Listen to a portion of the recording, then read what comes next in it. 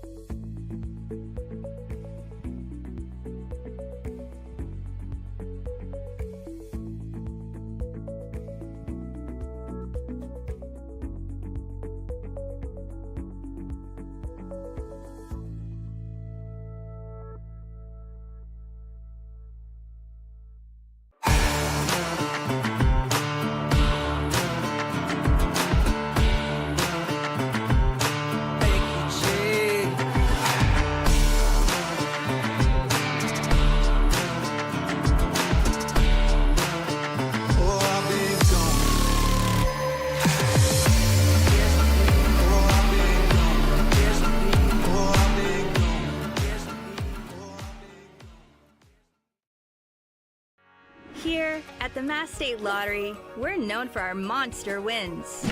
But there's no bigger win than the $1 billion we provide each year to support all 351 cities and towns in Massachusetts. In our game, we know that supporting local businesses and helping communities is how we all win. Because at the lottery, we're all playing for the home team.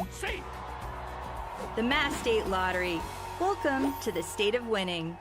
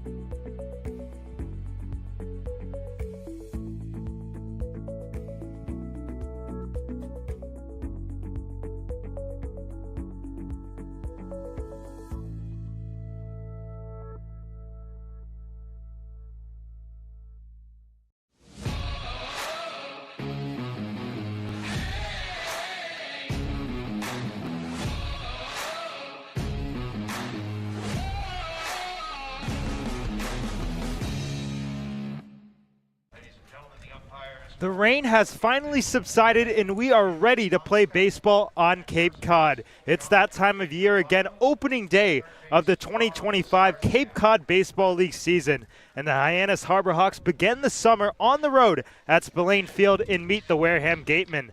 I'm Max Schwartzberg alongside Giovanni Collada and Graham Nash. Welcome to the Harbor Hawks Baseball Network. And gentlemen, Hyannis fresh off a first-place finish in the Western Division and head coach Mitch Carricker's first year at the helm in 2024. We've got a full summer ahead and a new-look Harbor Hawks squad. Graham, which offensive players highlight this brand-new team? I mean, the first that comes to mind, Max, has got to be Andrew Williamson. This guy was an absolute stud at the University of Central Florida this season, this collegiate season.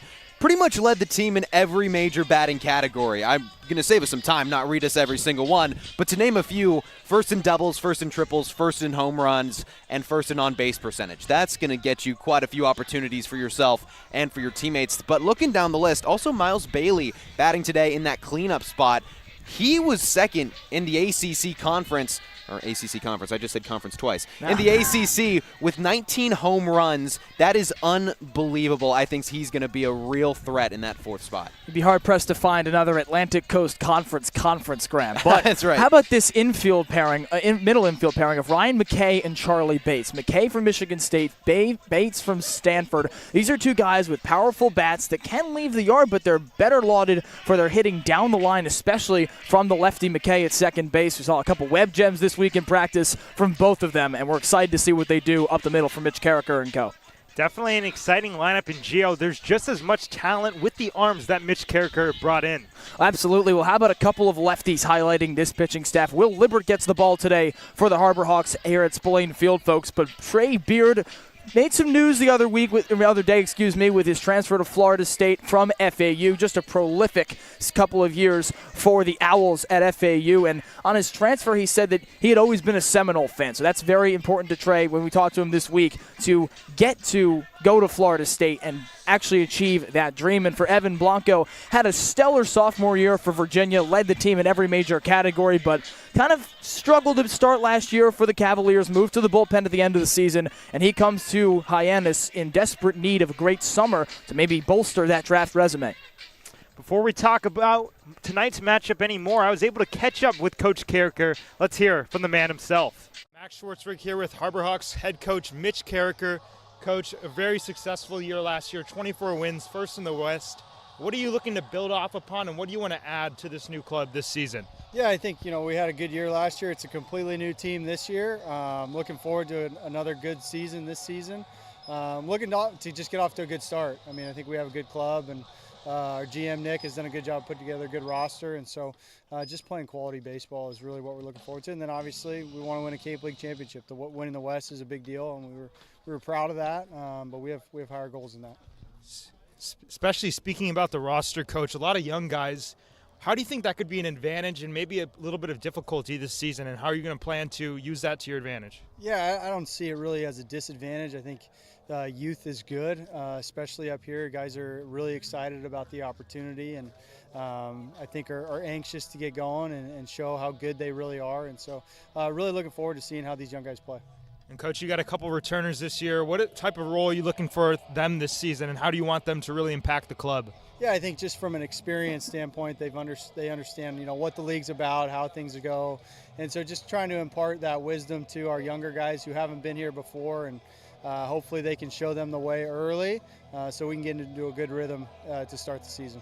Lastly, Coach, you give the nod to Matthew Libbert today on the bump. What was the decision-making process, and what are you looking for him tonight? Yeah, Will is good, man, like really good. And being left-handed, I think he's got some different weapons in his arsenal that I think can bode well for us here in Game 1. It's going to be priority throwing strikes first, which we've seen him do over the last week. And so if he can just command the strike zone, we got a good defense behind him. I think we got a good shot. Thank you, Harbor Hawks coach Mitch Carricker.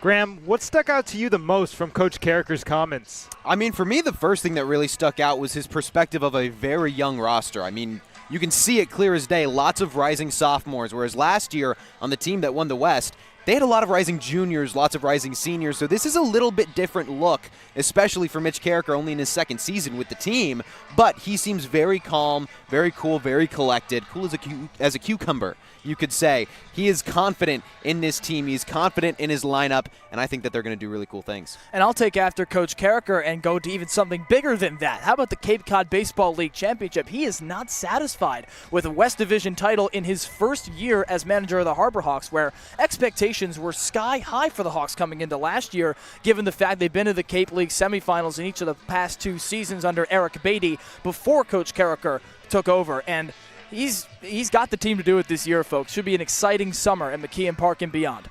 Absolutely, and the Cape League is the place to be. It's a dream of all the players growing up. Our very own Ava Fernandez caught up with Ryan McKay, who had some more. Hi guys, I'm Ava Fernandez and I'm here with Ryan McKay from Michigan State, our second baseman for tonight. What are some things you're looking forward to tonight? I mean, it's every kid's dream to play in the Cape, and a lot of good names, you know, going to the draft and are in the MLB now that play in the Cape, so it's an honor, and I get to meet all these brand new guys that I've never played with before, and I met most of them just, this past week, so I'm really pumped to play with a new team. What was the first thing you did when you came down here? I definitely looked at the area and went to the beach, enjoyed some nice weather because we don't have beaches in Michigan. So yeah, I know, coming from the cold, what's it like? You're excited for the summer? Yeah, I'm very pumped. This weather, I'm used to this weather, but yeah, I'm excited to play in Massachusetts. Fine. Well, good luck tonight. Thank you so much. I appreciate it.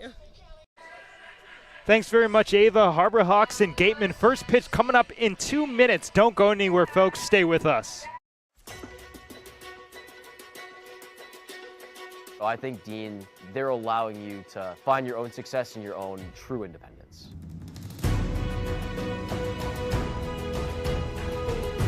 Dean is a whole group of all different kinds of people and communities. Since I've come to Dean, I've learned a lot of time management skills. Our community is especially tight-knit, and the majority of our students live on campus. And you are guaranteed 4 years of housing while you attend Dean.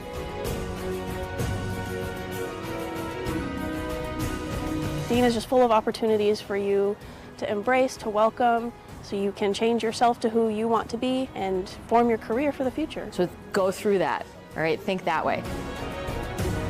Be a bulldog. Have a bulldog mentality in everything you do in life, whether you're playing sports or in the classroom or just socializing around campus.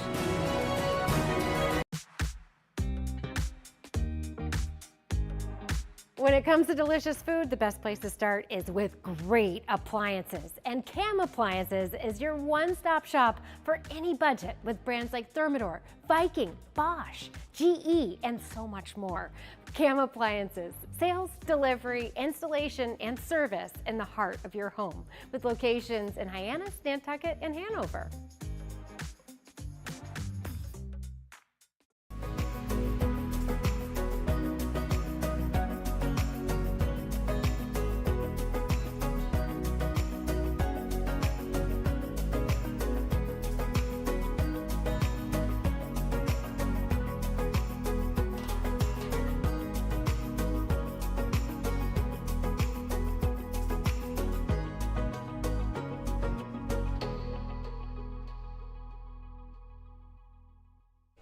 Starting lineups for the Harbor Hawks: Matt Mira at the plate. He'll play center field with Andrew Williamson in right, batting second. Raymond Velasquez will be at third base, batting third, with Miles Bailey in the first base position, batting cleanup. Vaughn Lackey will do the catching, batting fifth, with Ryan McKay in the sixth spot, playing second base. As Matt Mira swings at the first pitch, fouls it off to the right, out of play, and we're underway. The first pitch of the 2025 Cape Cod Baseball League season. Following McKay, Hayden Federico will be there at DH in the seventh spot, with Cameron Chialoy in left field, batting eighth, with Charlie Bates at shortstop out of the ninth spot, and Daniel Powell on the hill for Wareham. Big swing at the 0-1, fouls it straight back, and Mura finds himself in a 0-2 hole. Well, Powell, a 6'2", 180-pound rising junior at Kennesaw State. The hails from Roswell, Georgia. Put together a solid freshman season in 2024, 1-2 record, 10.47 ERA in 16 innings pitched. Lowered that to 4.5 in 56 innings this year. 0-2 pitch is swung on and fouled back into the catcher's mitt, held on to by Mac Rose. So a strikeout to start the day, and Andrew Williamson coming up to the plate. And this is where things get dangerous. Williamson, like we said in the open, very, very talented hitter, as is Mura, who just swung out, actually. He just maybe looked a little bit jittery. Nerves are going to be high. Cape Cod League, first game of the season. Well, left-handed Williamson takes the fastball up by the letters for a ball, 1-0. And, Gio, we were watching his batting practice back at McKeon Park, and boy, was it impressive. Well, he connects with everything. Nothing on the ground from the power-hitting lefty. 1-0 the count, and a big swing at that pitch, fouls it straight back. So count even 1-1 as the bat boy runs and beats the Wareham. First win of the day for Hyannis. Take your victories where you can get them. So count even 1-1. Powell in the windup. Here's the pitch, and it's taken downstairs.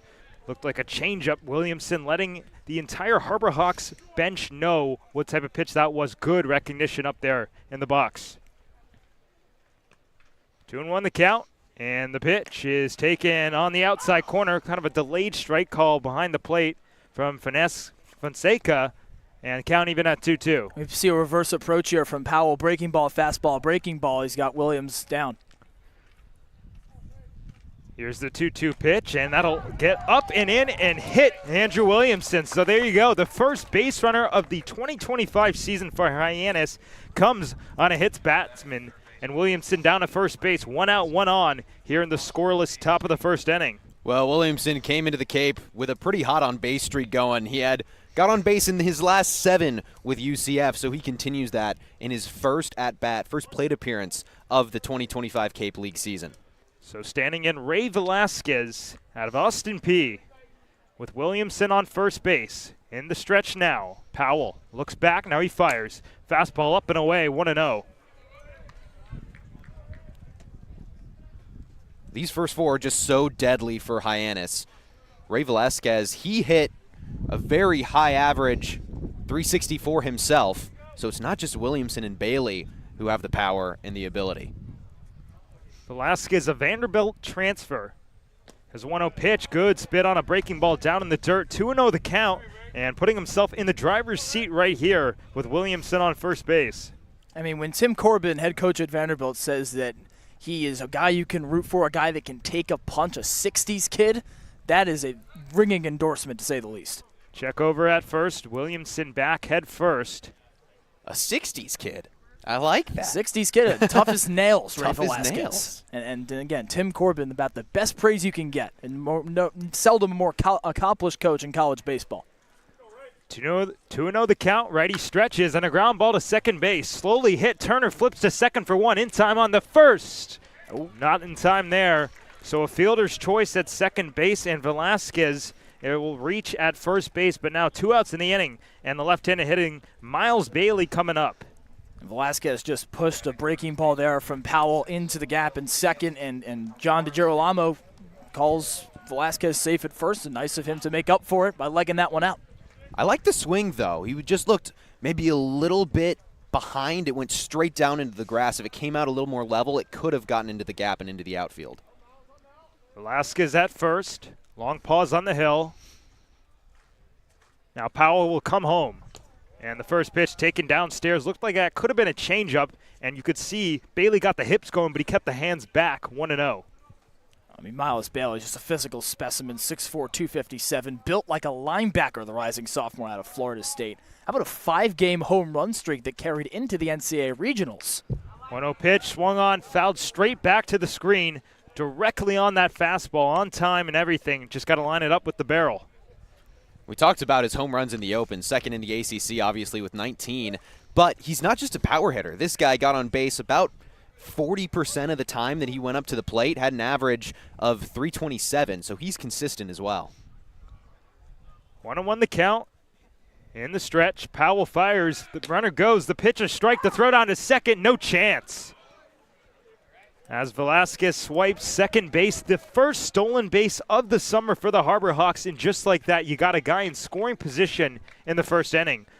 Oh, sorry, go ahead. And look at how it comes. Exactly what Tim Corbin was saying. A guy that's going to leg things out. He's gritty. He's a true 60s kid to get to first base and then move to scoring position. The first stolen bag of the season for the Harbor Hawks. So a ball and 2 strikes, and the first potential run of the year 180 feet away. Powell takes a look back at Velasquez. Now delivers the 1-2. It's taken upstairs. That was a fastball up by the chin music, but not too far inside. So 2-2 the count. Velasquez, interestingly, only stole 8 bags this season, but in college or in summer league ball, he's stolen 25. Make that 26 now. So something just frees him up here in the summer.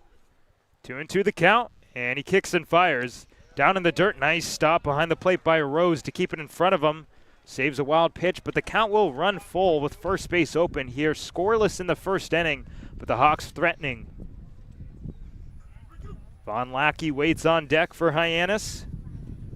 But it's time to party. A payoff pitch coming up with Velasquez on second. Powell gets his sign, nods. Now he comes set, takes a look back.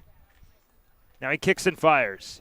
And he swings, ropes one on the ground to second base, charged by Turner. He's got it, throws on the run, and in time to retire the side here in the first inning. The Hawks make some noise, but they end up coming scoreless. They'll leave one on base. We'll head to the bottom of the first inning, where Will Libert will take the mound.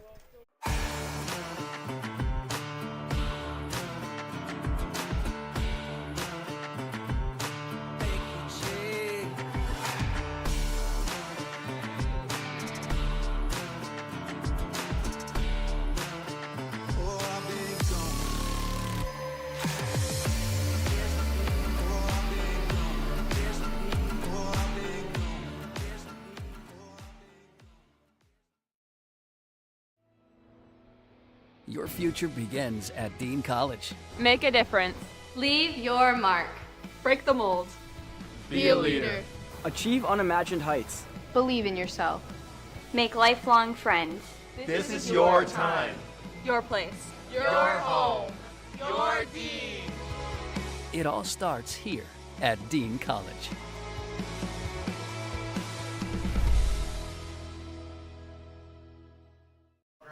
The Hawks leave one on base in the top of the first inning. Now we're here in the last of the first, and it's a very lefty-heavy lineup for the Wareham Gatemen. Going to face the lefty, Will Libbert. Leading off, Hayden Yost will be in center field with Vance Sheehan at third base, batting second. Colin Ritchie will be at left field, batting third, with Ty Dowley in the cleanout spot at first base. Colby Turner will be at second base, batting fifth, with Chase Cruson in right field, batting sixth. Mac Rose, the backstop, bats seventh, with Jared Davis at DH, batting eighth. And Braden Randall at shortstop rounds out the starting nine for Wareham here this evening. And Will Libbert on the mound for the Harbor Hawks made 11 starts in his freshman season at Mizzou, the University of Missouri. Also had 3 relief appearances, so a little bit of a mixed bag. The last time that he started was back on the 11th, May 11th, against Texas A&M. Got the win, pitching 5 innings, allowed 1 hit in 1 run, which was earned, with 3 walks and 5 strikeouts. He had a season-long ERA of 6.04, only allowed 36 earned runs. But interestingly, in the starts where he allowed 2 or more earned runs, he gave them up usually in the first 2 innings. He allowed 12 earned runs in his first 2 innings across those starts. We allowed 2 or more to end his line. So these first couple innings, these first couple batters, very important for Libbert on the mound. Libert's first pitch, lively fastball right down the middle for strike one, as Yost only takes a look at it. Cloudy evening here in Wareham.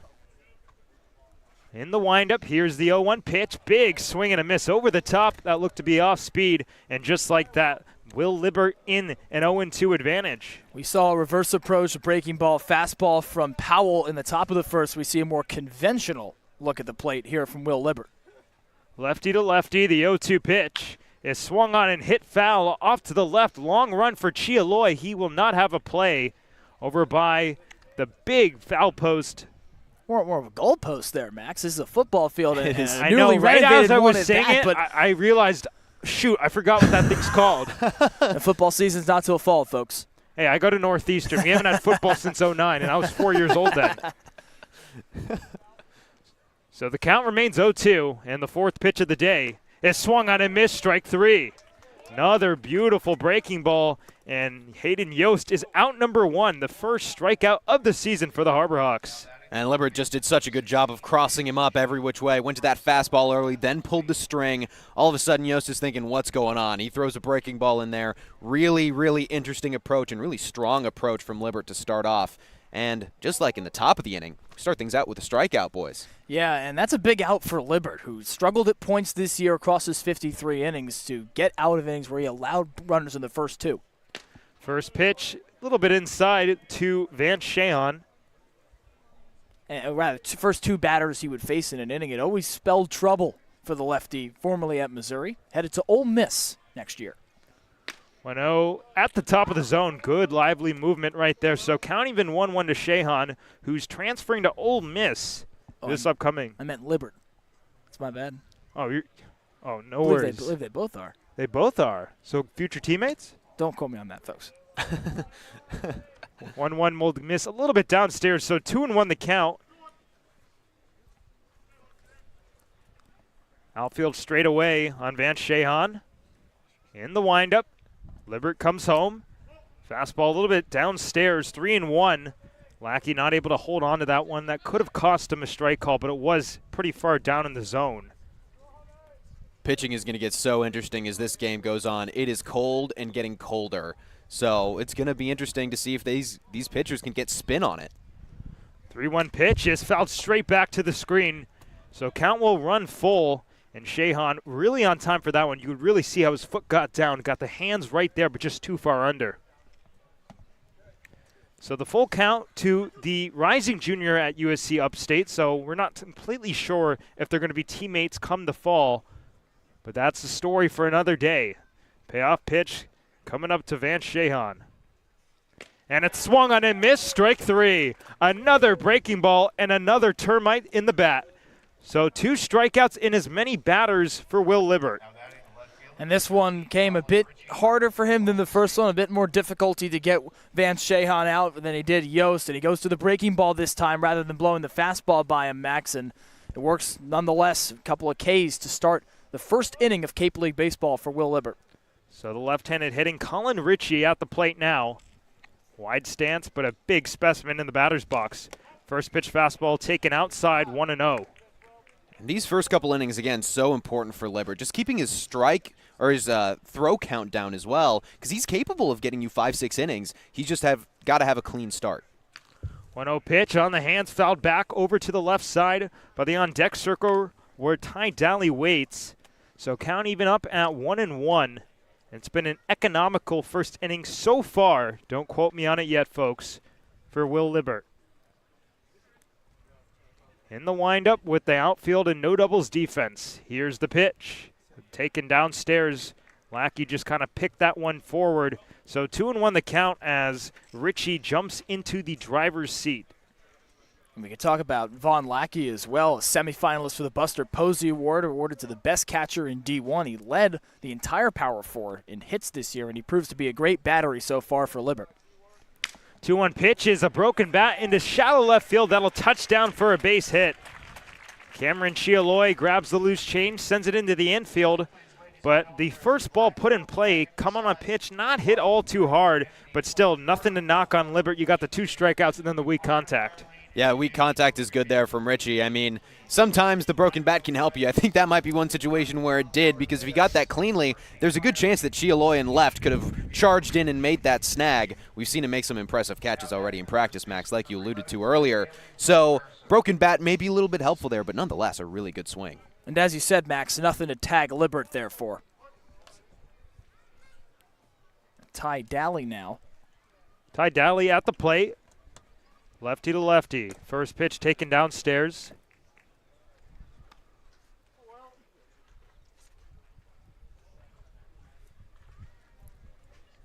Center fielder Mura shaded a little bit towards left center, but still lots of green grass in right center. A look over at first.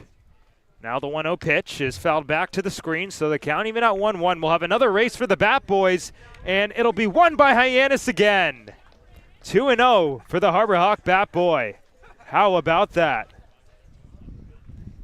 Well, Daly, the native of Vidalia, Georgia, draft eligible, spent some time with Chatham last summer, only 4 games at the beginning of the summer.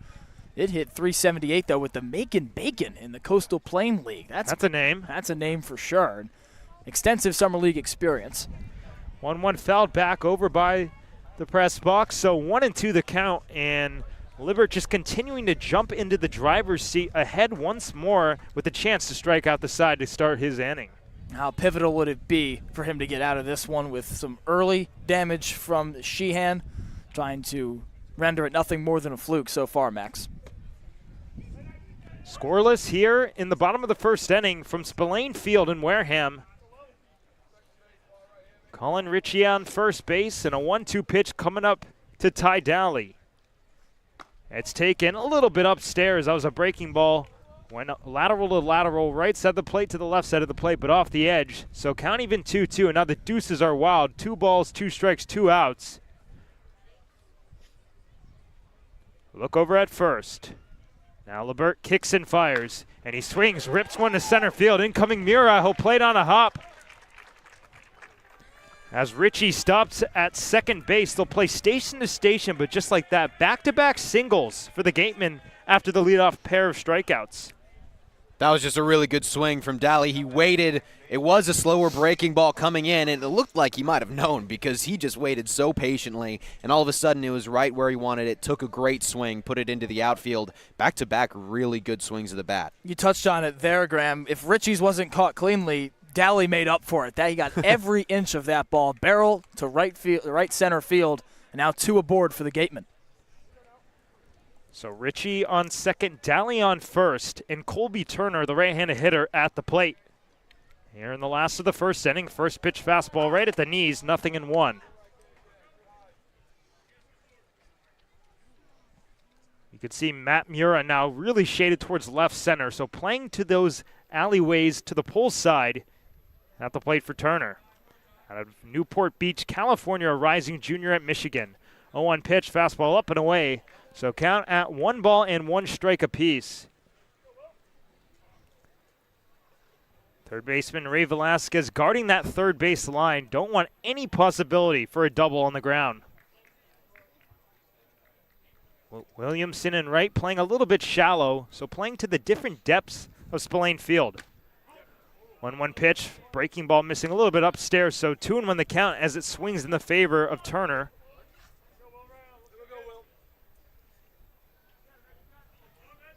Ritchie on second, Dally on first.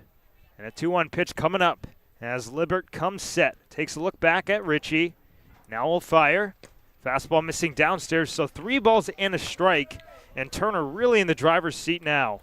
That's 23 pitches as well for Will Libert, so his pitch count already getting a little bit high. This is what the Gatemen wanted to do, maybe extend this first inning as long as they could to tire him out. So the third inning here cannot come soon enough for Will Libert. 2 strikeouts and then 2 singles. As this pitch is swung on and hit a mile high to right field. Williamson on the run towards the corner. He's got room, and he'll make the catch to end the inning. Well, 2 runs, but 2 hits, but both runners stranded on base. A scoreless first inning here from Spillane Field. We'll be back in just a moment as the Harbor Hawks coming up to bat in the top of the second inning. If you can dream it, if you can cruise in it, if you can summer in it, fish from it, or take it for a day at the beach, we can protect it. The Baldwin Group, protecting the possible. Hasn't been a ton of training when it comes to bat speed or products for players to be able to train bat speed.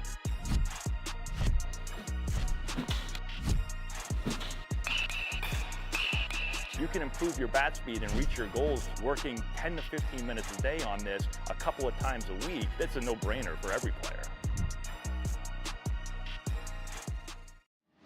Cape Cod 5 is proud to be the official banking partner of the Cape Cod Baseball League. Cape Cod 5 offers a broad range of financial products and services tailored for every stage in your financial journey. Reach out to us. We're here to help. Back here at the top of the second inning from Spillane Field, Harbor Hawks facing off against the Wareham Gatemen. Max Schwartzberg, Giovanni Collada, and Graham Nash here with you. And the Harbor Hawks going to have Von Lackey to lead it off. It'll be Lackey, McKay, Federico. Anybody gets on, Cameron Chialoy will have a chance. Von Lackey, he's been an impressive hitter as well. This Hyannis Harbor team, it's very deep. They've got a great lineup. Von Lackey led Georgia Tech, the team he played for collegiately last season, in hits. 77 was second in batting average, 4th in on-base percentage. So this guy is a stud. He's batting 5th. We've talked about how strong they are 1 through 4. It doesn't get it much easier at 5, Gio. And when you're a semifinalist for the Buster Posey Award, awarded annually to the best catcher in Division I, that the only testament you need of your athletic abilities behind the plate. So Lackey climbs into the right-handed batter's box. The backstop today for head coach Mitch Carricker. Swings at the first pitch, grounds it to third. Just a fair ball. Fielded by Sheehan. Throws the first, and it gets away. Lackey on his way to second base. He will round it and stand in scoring position. What a start to the inning for the Harbor Hawks. Well, I imagine that'll be scored an error either on the first baseman, Dally, or on Sheehan. As Sheehan fielded that ball with the backhand, Maxie skipped it into the first baseman, Dally. A difficult play to make at first base. He threw his mitt up, folks, you can see on the camera there, just booted off of his mitt and towards the Hyannis dugout, allowing Lackey to advance to second base.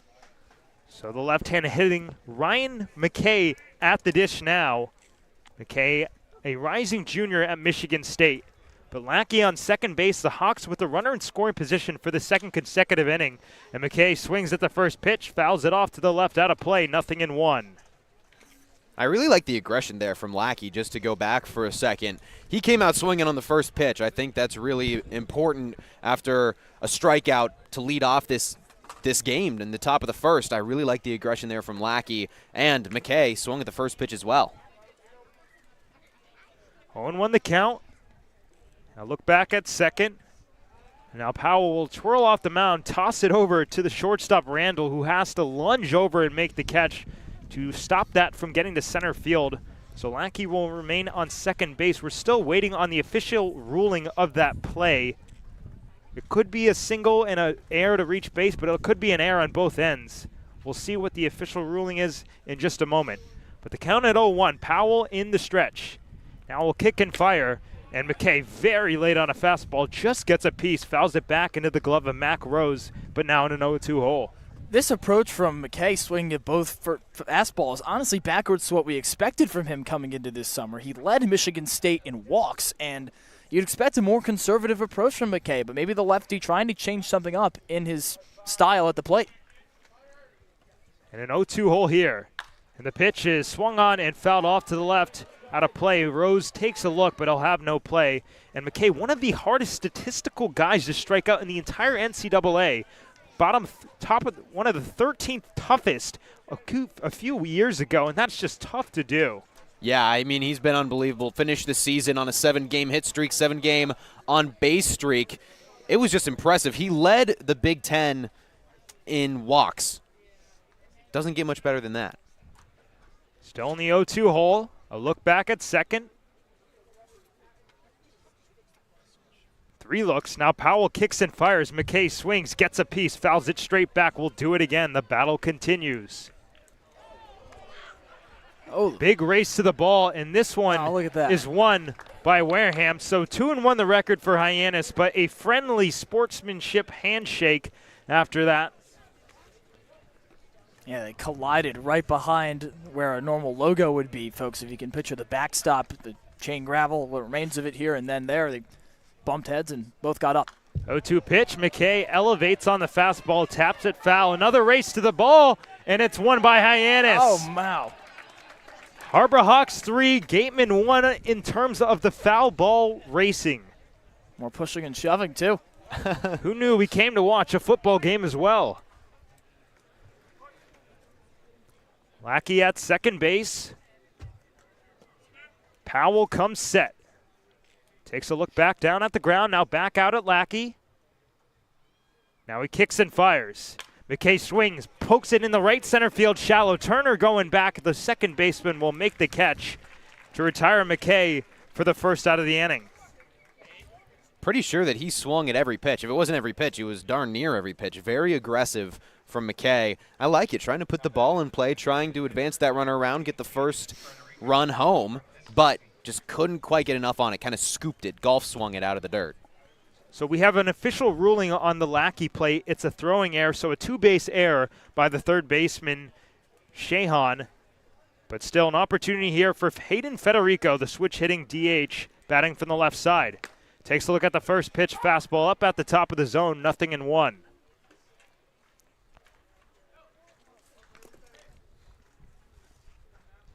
Some speed on second base and Lackey, and a scoreless game here in the top of the second inning from Spillane Field.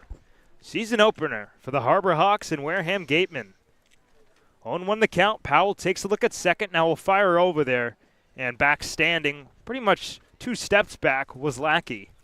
Lackey's ability to steal bases can't be overlooked either. How about the immense talent to lead the Yellow Jackets in steals, 17 for 20 this season, and only allow 25 stolen bags. So versatility at the highest order from Vaughn Lackey.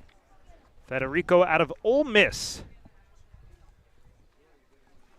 0-1 pitch taken a little bit downstairs. Pretty good location. Mac Rose with a nice frame, but to no avail. So the count will even up at a ball and a strike apiece with 1 out in the inning.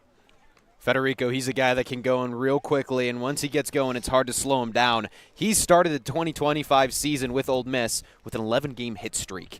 Ended it hitless. He didn't get a hit in his last game, but still, he can get going faster than anyone. 1-1 pitch taken downstairs. Really good spit on what looked to be a changeup. So Federico jumps into the driver's seat at 2 balls in, 1 strike with Lackey on second. Scoreless here in the top of the second inning, but the Harbor Hawks are threatening for another inning. Powell comes set on the hill, takes a look down at the dirt. Now he looks up, kicks and fires. Runner goes at second. The pitch is fouled over the left side dugout. Gatemen are housed on the third base side. Looked to be a hit and run potentially going on for the Harbor Hawks, but kind of a bittersweet look over there. No cage on top of the third base dugout.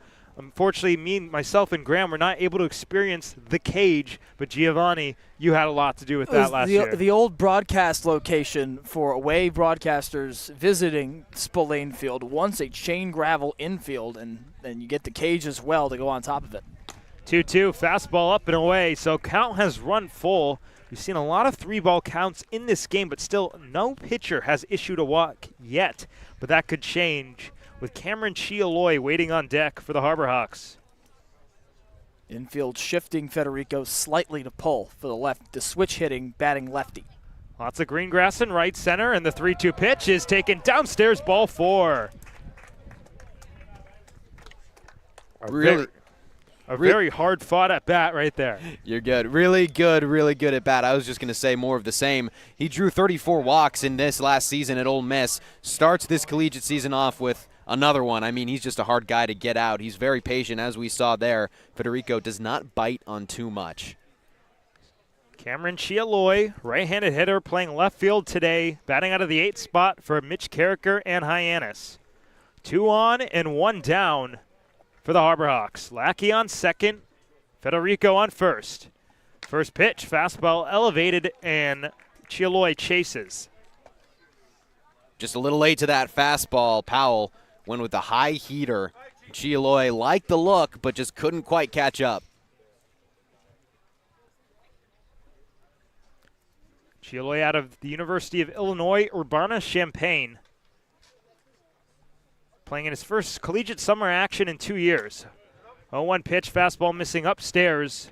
So count even at 1-1. He missed the final part of the season, his collegiate season before, with injury, so not able to play in the summer. So an opportunity here to make some damage in the Cape Cod.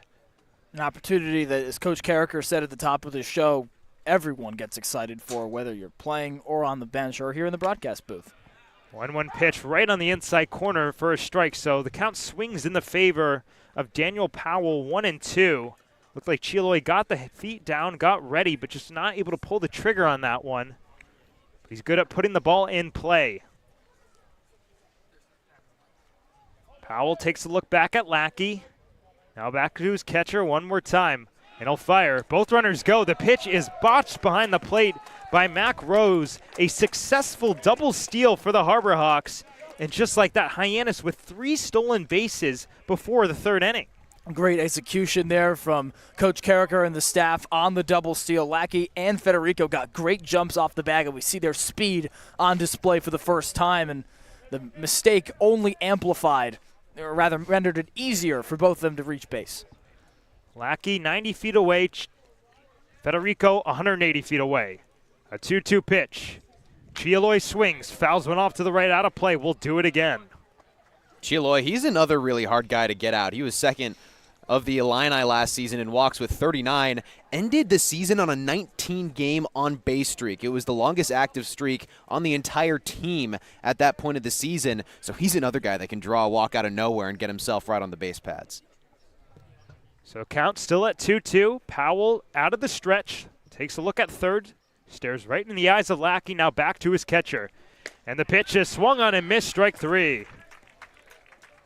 The second strikeout of the day for Daniel Powell, and it's a big one. Now 2 outs in the inning, but still 2 in scoring position. How about an enormous one, Max, with the double steal already on his register. You got Lackey 90 feet away from a first run in this game. He blows a fastball by Cameron Chialoy, exploiting the fact that he was ahead on both of the breaking balls. He comes at it with the heat, and he sends him to the dugout. Charlie Bates, the shortstop, batting out of the 9 spot for Mitch Carricker. First pitch swing, he rolls one softly on the ground. Second baseman Turner on the run, throws to first just in time to retire Bates. So the Harbor Hawks make some more noise. They grab 2 base runners, but not able to score with 2 runners in scoring position. We'll head to the bottom of the 2nd inning from Spillane Field, a scoreless tie here on the Harbor Hawks Baseball Network. You can make any bat feel lighter by adding a velo puck knob. Instead of having to go get a whole entirely new bat, you can simply add the puck to it. Players can use this with any bat. It's basically going to shift the weight of the bat a little bit more towards the hands. Players are able to hit the ball a lot harder just by simply adding the puck on.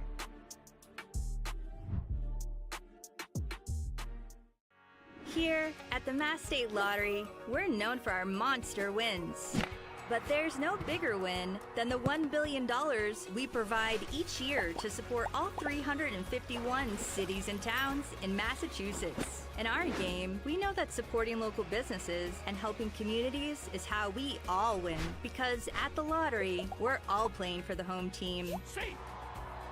The Mass State Lottery. Welcome to the state of winning. Back here at Spillane Field in the bottom of the second inning, Harbor Hawks and Gatemen knotted at 0, and Chase Cruson going to lead it off. It'll be 6, 7, 8. Cruson, Mac Rose, Jared Davis. Anybody gets on, Braden Randall will have a chance against Will Libbert. And Cruson, he's a rising junior at UCF, like one Andrew Williamson, who's over in right field for the Harbor Hawks. He had a phenomenal season at UCF as well. Reached base safely in 15 straight games, posted 9-game hitting streak during his 2025 season. So this is a good guy to have lead off. They got 2 hits in the bottom of that first inning. Weren't able to do much with it, Max. So I'm sure that they're going to go right back to that ambush tactic that they had against Will Libbert in the first. So Cruson climbs into the left-handed batter's box. Harbor Hawks coming off somewhat of a disappointing end to the top of the second inning. They had 2 in scoring position, and a strikeout and a ground out ended the chance to score. So we sit at 0-0, and Cruson at the plate playing right field today for the Gatemen. Lefty to lefty, and in the windup, the first pitch, fastball misses a little bit downstairs for a ball, 1-0. This also not Chase Cruson's first time in the Cape Cod Baseball League. He played 5 games with the Chatham Anglers towards the middle of 2024 last year. 1-0 pitch, fastball elevated, and Cruson late. So count even at 1-1 here in the bottom of the second inning. Similar build to Williams. Williams at 6'0", 194, 6'2", 205 on Cruson. Very similar styles at the plate, it looks like, as well. Big swingers. Gets this piece off the hands, fouls it to where the cage would have been, right over that third side stuck dugout. On the cage, Max. I like it. It was well, no chance to redeem yourself with an opportunity to catch a foul ball, but no cage on the dugout. I did indeed have an opportunity to catch a foul ball in the cage and was promptly and perhaps correctly ripped for it on the rest of the Chatham Anglers broadcast featuring Andrew Selliver and Jack Smith. 1-2 pitch to Cruson, fastball upstairs, so count even at 2-2. Yeah, the 2025 Jim Nantz Award winner Jack Smith just ripping you for a couple innings there, Giovanni. And deservedly so. But for those of you that can picture, or rather that are claustrophobic, you can picture the worst experience of your life in a tight elevator. That's what it was like. 2-2, fouled straight back. We'll do it again. To call a game there, it induced so much stress on the claustrophobic mind that it honestly was so fun that it wasn't fun. It was almost a stress. I mean, does anybody like being claustrophobic? I mean, I wouldn't like that. But I miss it. I find myself missing the cage. I wish I could have experienced the cage because I've heard of the lore of the cage, and here we are sitting in a beautiful location. 2-2 pitch is grounded to third on the backhand. Nice play. Velasquez gets up, throws the first, picked away, but it'll get back away. Around first and heading for second, Cruson is there. That'll get out of play, and so he'll remain at second base with what will most likely be a single and then a throwing error or something of that caliber. I don't know if it's so set in stone that it'll be a single. A great play by a sliding Velasquez to catch that one with a backhand, a heater off the bat, going the other way from the lefty Cruson towards third base, and he seemed to have shorted it for the first baseman Bailey, who had to maneuver himself and contort his body to get down to that low hopper. Could not do so. It bounces towards the Hyannis dugout. That's a second near error we've seen from the hot corner today. So that's the second. In this top and bottom of the second inning, It's both started with an E5. That's the official ruling. Cruson on second, Mac Rose, left-handed hitter at the plate. First pitch swings, pops it up a mile high in the infield. Both Lackey and Velasquez giving it a look, but that'll hit on top of the building. So 0-1 the count with a runner in scoring position for the Gatemen. Scoreless here in the bottom of the second inning. Well, let's continue the symmetry on those E5s to start the top and bottom half. Both two-base errors showing the speed of both Cruson and Lackey. Libbert takes his sign, comes set. Breathes really deeply, now looks back at second twice. No daylight play on. He delivers, and a hard ground ball slowly to the right side. Incoming McKay charges and fires, and a productive out as Cruson moves up another 90 feet with only 1 out in the inning, and Jared Davis coming up to the plate. Cruson threatening very, very hard right now. He is as close as you can get. Obviously, Jared Davis DHing, right-hander, so it's the matchup that the Gatemen would like. Righty going up against the lefty in Libert. But if you're Hyannis, the one thing you can hold on to is that this is the bottom 2 of the order. It is 8 and 9, not 1, 2, 2, 3, something of that nature. So this is going to be a real battle here to keep the scoreboard clean. So now the Virginia Tech rising senior Jared Davis climbs into the right-handed batter's box with Chase Cruson 90 feet away. Checks his swing around the first pitch for a strike, 0-1.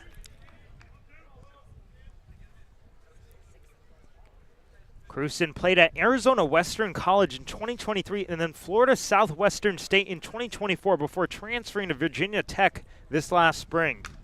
Swings, fouls it straight back, and just like that, an 0-2 advantage for Will Libert. And now we get to see the 2-strike approach of Jared Davis. All you really got to do is put this ball in play somewhere, and it's very likely that you get the base runner to at least make a chance to come home. Imagine we'll see the infield in as well if he decides to square. Of course, 2 strikes, not a great approach, but with his speed, he could reach. 0-2, that comes straight to the backstop, but fortunately rolls right back to Lackey. So no harm, no foul. The count moves to a ball and 2 strikes. And what a ricochet that was, right off the padding, but just really beautiful right back to Lackey. I don't think Cruson was really expecting it because he didn't really get a good jump the second it passed. Usually, the second that ball passes the catcher, they are quick to at least jump forward. But he took a really delayed hop, so I don't know if he would have even gone if it didn't take that. 1-2 pitch. He went around. They'll check at first, surprisingly so. But that's strikeout number 3 of the day, the first since the second batter, and a pig, as Giovanni said in the second inning, enormous out number 2. And I think this one is the most impressive of them all in the fact that it wasn't really Libert's pitch that got Davis to do that. He swung out of his shoes for a ball that was about a foot in the dirt, traveled 58 of the 60 feet to the plate, and he sent down for the first time this summer as a Wareham Gateman. So Braden Randall climbs into the left-handed batter's box, takes a pitch just a bit outside, 1-0.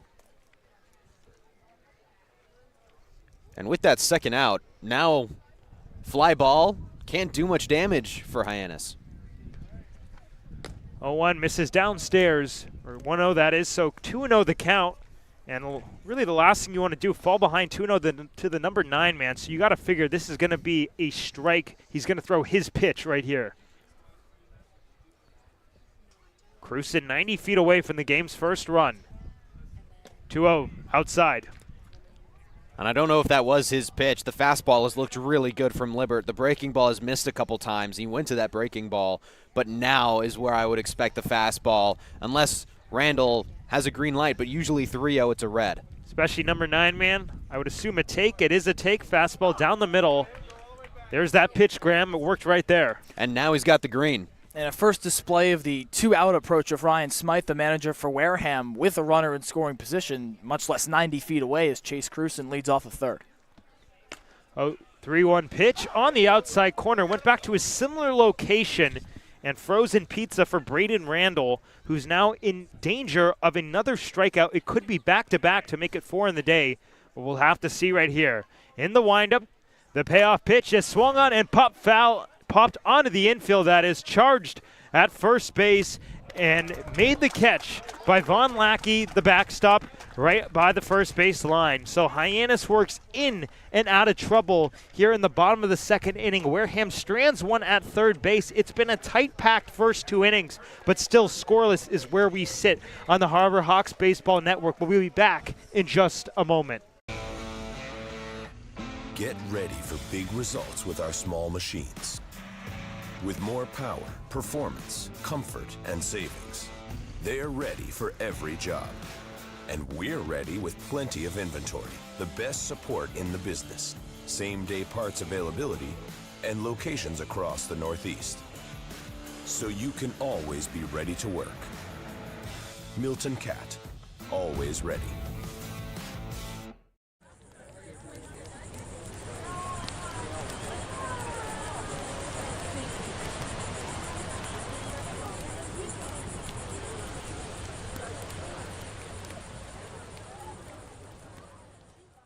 If you can dream it, if you can cruise in it, if you can summer in it, fish from it, or take it for a day at the beach, we can protect it.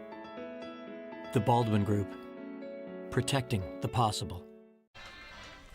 Back here at Spillane Field, top of the third inning, Hyannis Harbor Hawks and Wareham Gatemen knotted at 0. And top of the order, Matt Mura going to lead off for Hyannis. Andrew Williamson, Ray Velasquez, anybody gets on, Miles Bailey will have a chance.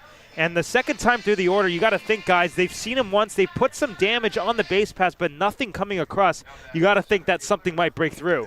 And the bigger thing there might be shaking off the rust, especially for these hitters, some of whom haven't played in a pretty long time. Miles Bailey may be the one who would be the freshest, given his appearance in the regionals with Florida State. But for someone like Mura, you haven't played since mid-May, it can take some time to get back into the swing of things. So the right-handed Rainbow Warrior climbs into the box, takes a high fastball 1-0.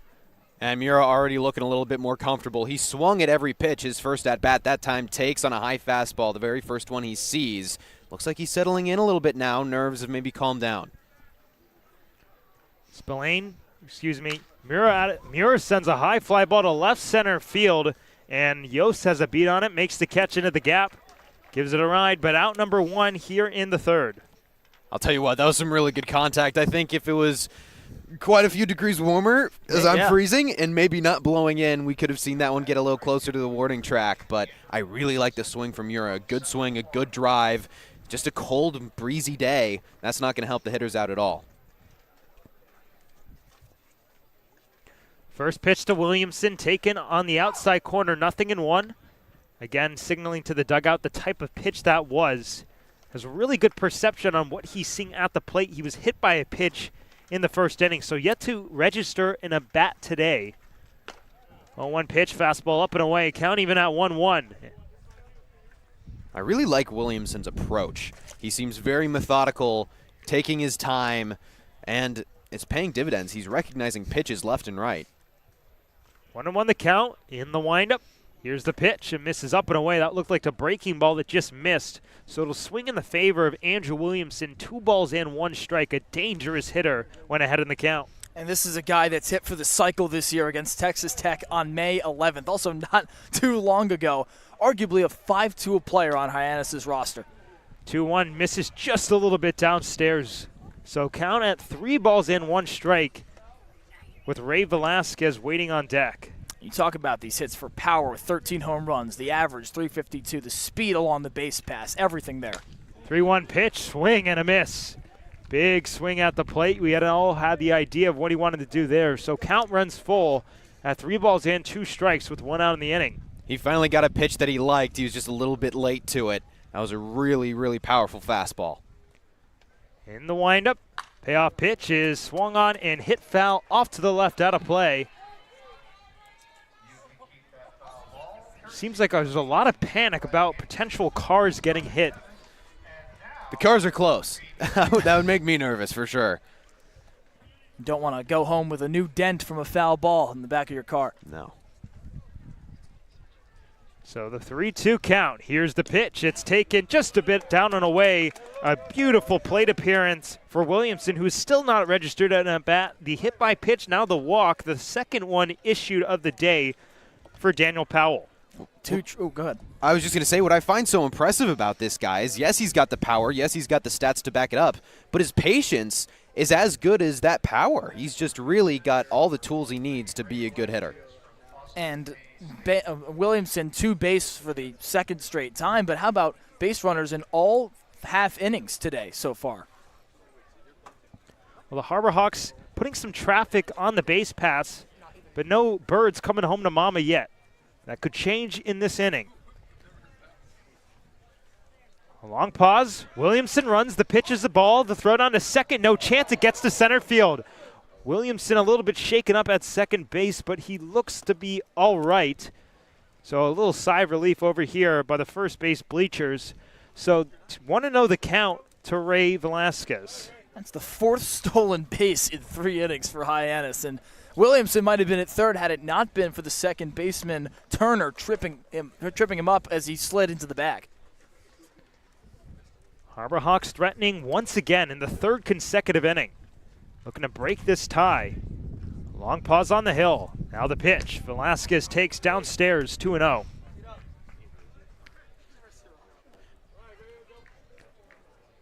A lot of green grass down the left field line. Left fielder Ritchie shaded towards left center. Lots of green grass in right center. 2-0 the count. A look back at second. Powell kicks and fires. Velasquez swings, skies one behind the plate. Mac Rose coming back, and nobody's got a play. Into the stands, so a nice souvenir here at Spillane. 2-1 the count with one out in the inning. Velasquez, a guy that took him a while to get started in his last season of college ball. After going hitless over his first 4, he never went hitless for more than 2 games in a row afterwards. So it just took him a little bit time to warm up, but once he got warm, he was hard to shut down. A look back at second once again for Powell. Now here's the 2-1. Velasquez swings, rips it to center, and it's a base hit. Williamson had to wait to make sure it got down. They'll play station to station as he takes third base, but Velasquez stands at first with the first hit of the season for the Hyannis Harbor Hawks. Aggression all around from Mitch Carricker at the plate along the base pass with the steals. You see here an aggressive swing at a 2-strike pitch from Velasquez, and he deposits it into the alley in right center. And that, unfortunately for Williamson, he had to make sure it got down before he could take third base, but with a better jump, he might have been plated. And isn't that unbelievable? This is the 6th base runner that the Harbor Hawks have had. Only the first hit, though. They have been really good at drawing those walks, and then a couple errors have helped them, but no runs yet to speak of. Miles Bailey at the plate, grounded out to end the first inning. But runners at the corners for the Hawks. First pitch gets out of the way of one, misses downstairs nonetheless, 1-0. And this is a very, very good player to have at the plate in Miles Bailey, a 6'4", 257-pound rising sophomore. Maybe played linebacker at Florida State, not baseball, but he's first baseman nonetheless today, a freshman All-American for the Noles. 1-0 the count. Righty kicks and fires. Taken downstairs. Nice spit as Von Lackey affirms that decision. 2-0 the count. Bailey, another guy that had a very hot end to his collegiate season. Got a hit in 9 of his last 10 games with 5 multi-hit performances. Good hitters count for a good hitter. Here's the 2-0. He takes just on the corner. Didn't necessarily agree with the call, but 2-1 the count, still in the advantage right here at the plate for Miles Bailey. You imagine for Daniel Powell to see someone this imposing at the plate, a 6'4" frame as he checks up here on first. Check over at first base, and Velasquez back head first. And I have to imagine it changes your approach as a pitcher when you face guys that don't impose over the plate like this. Another throw over. Again, no disengagement rule in the Cape Cod League, but there is the pitch clock, so same college rules. A lot of times if pitchers aren't ready, they'll just throw over, kind of reset in that fashion.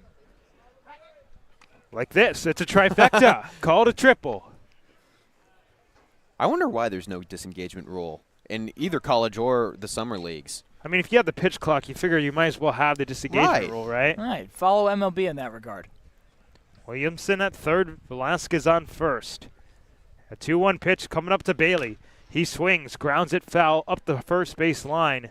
And just like that, 2-2 the count as Von Lackey waits on deck. Starting to see here through an at-bat and change for Miles Bailey that plate protection is a hallmark of his game. We've seen a couple of pitches drift out to the outer black for Powell, and he's been able to catch a piece and stay alive. And player got power to put it out from anywhere in the ballpark. A 5-game home run streak to end the season for Miles Bailey that carried into the NCAA regionals for Florida State, including a grand slam against Mississippi State.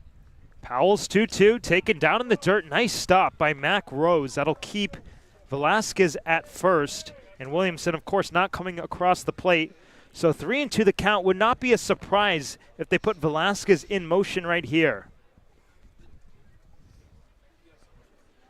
Williamson takes his lead at third. Velasquez digs in at first. Velasquez not running. 3-2 pitch is hammered on the ground at second, and by Turner. Here comes Williamson. He'll score, going first to third. Velasquez, an RBI single for Miles Bailey, and the Harbor Hawks a 1-0 lead.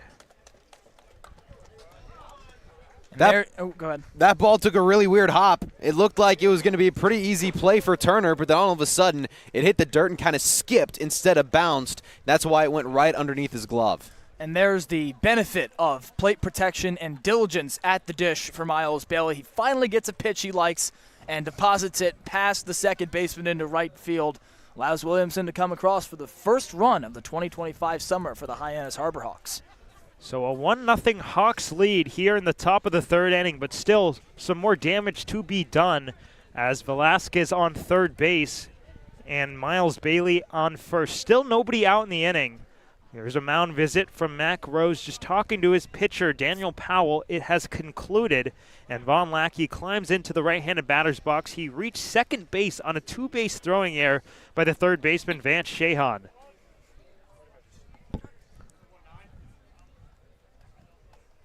Here's the first pitch. Lackey swings, skies one into shallow center field, charged by Yost. He's calling, but it'll be the second baseman Turner to make the catch.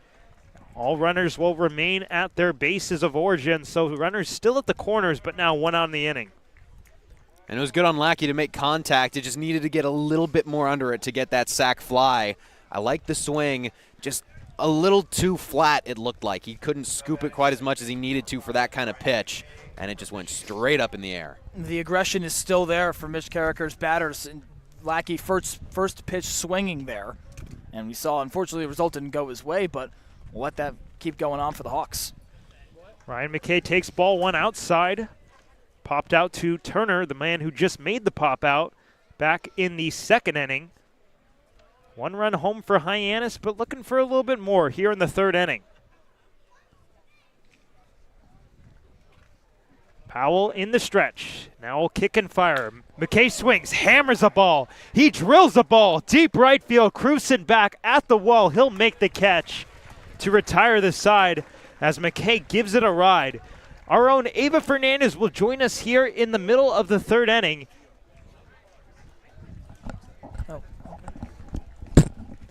So the Harbor Hawks grab a run, and as promised, Ava Fernandez coming on. Ava. Thanks, Max. I got an opportunity to talk to Von Lackey, a catcher from Georgia Tech tonight, where he was a Buster Posey semifinalist and the best catcher in America. And this is his first time down in Massachusetts, and the first thing he did was go to the beach, as everybody should, being down on the Cape. And this season for the Hawks, he told me he mainly just wants to focus on catching barrels and not having a set expectation for the first game of the season. He's kind of just hoping to maintain a steady arm throughout the summer here with the Hawks.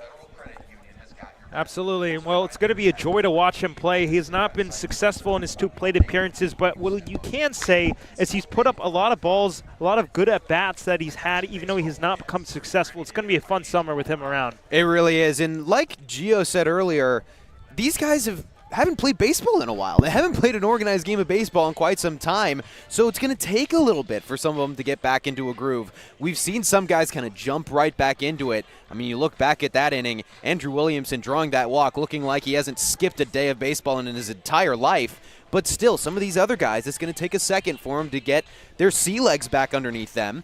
But when he does get going, Max, like you said, it is going to be so much fun to watch him use his power, use his speed, and use his smarts as well. Well, here in the middle of the third inning, Harbor Hawks 1 and Wareham 0. They grabbed an RBI single from Miles Bailey to play Andrew Williamson. They hold on to that 1-0 lead as it'll be top of the order Hayden Yost to bat for Wareham. Yost, in his first at-bat, struck out swinging as Libert kind of started his day with fire. 2 consecutive strikeouts, then got into a little bit of trouble. 2 consecutive singles, was able to get out of it. So we've seen traffic on both sides. Hyannis finally scratched one across, but an opportunity for Wareham to answer. Left-handed hitting Yost, swings, taps it foul by us, 0-1. Well, they say it's not about how you start, it's about how you finish. He had a great start, got into a little bit of a trouble, but was still able to finish it. I mean, that's really what I like to look for in a lot of these starting pitchers, is when they get in trouble, can they get out of it? And so far, Libert has done just that. 0-1 pitch over the top of a changeup. Beautiful pitch So nothing into the count. You got to figure that was a tunnel on the location before because he started that one down the heart of the plate, and that one just fell off the table. Absolutely. That's a pitch Libbert has worked on before, and he hit it in the game. Impressive stuff. In the windup, 0-2 pitch is tapped foul, or tapped right back to the mound, to the left, spinning and firing, and it's high. On his way to second base, Yost is there. He'll stop as that will be a throwing error on the pitcher, Will Libbert. Just like that, back-to-back innings started with an error for Hyannis. And third of the game overall, with Wareham committing one in the second. Rare to see an E1 these days in baseball across all levels, and Libbert commits one here. I don't know if it's something about the shading of this new field, maybe the new turf, the new dirt across the infield here at Spillane Field, but throws to first base have not profited for anybody tonight.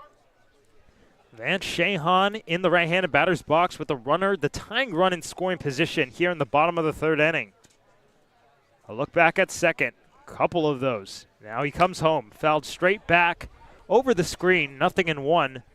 I will say Libbert has done a really nice job of jumping ahead of hitters consistently tonight. That is constantly putting himself in the advantage count. Right, you put yourself into positions to get strikeouts, to get flyouts, to get aggressive two-strike approaches from hitters that aren't necessarily keen to take some of the risks that they are when down two, or they feel they have to when they're down 2 strikes. Oh, one backdoor breaking ball right there, 0-2.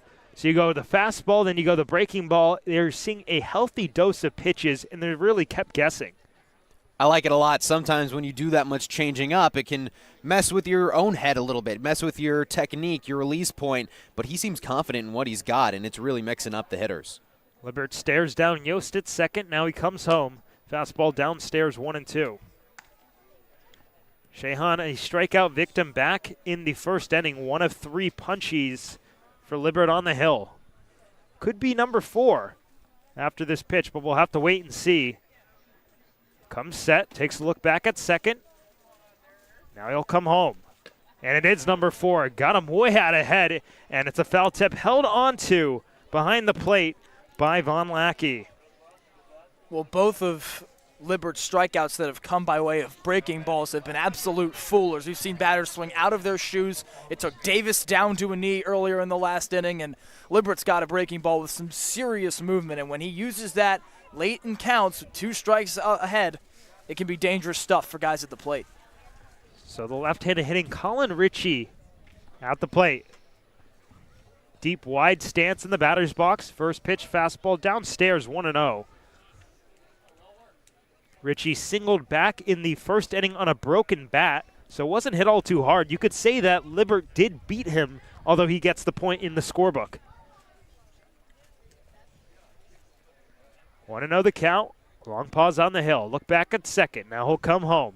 Pitch is taken a little bit upstairs. Trying to check his swing. Did he? Yes, he did. 2-0.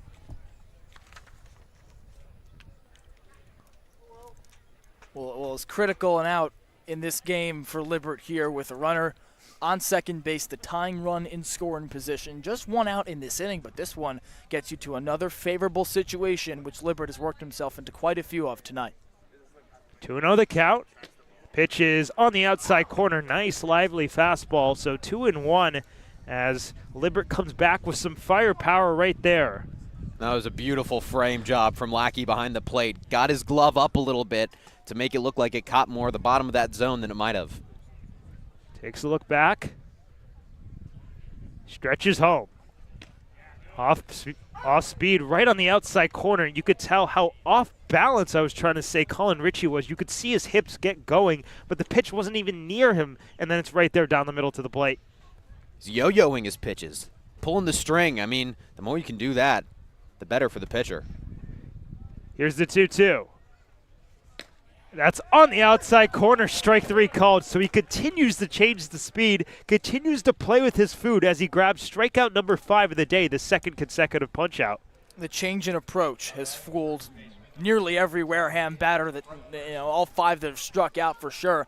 Libbert keeping them on their toes about whether he goes to breaking balls or fastballs with 2 strikes. And so thus far, the Gatemen have been unable to figure it out.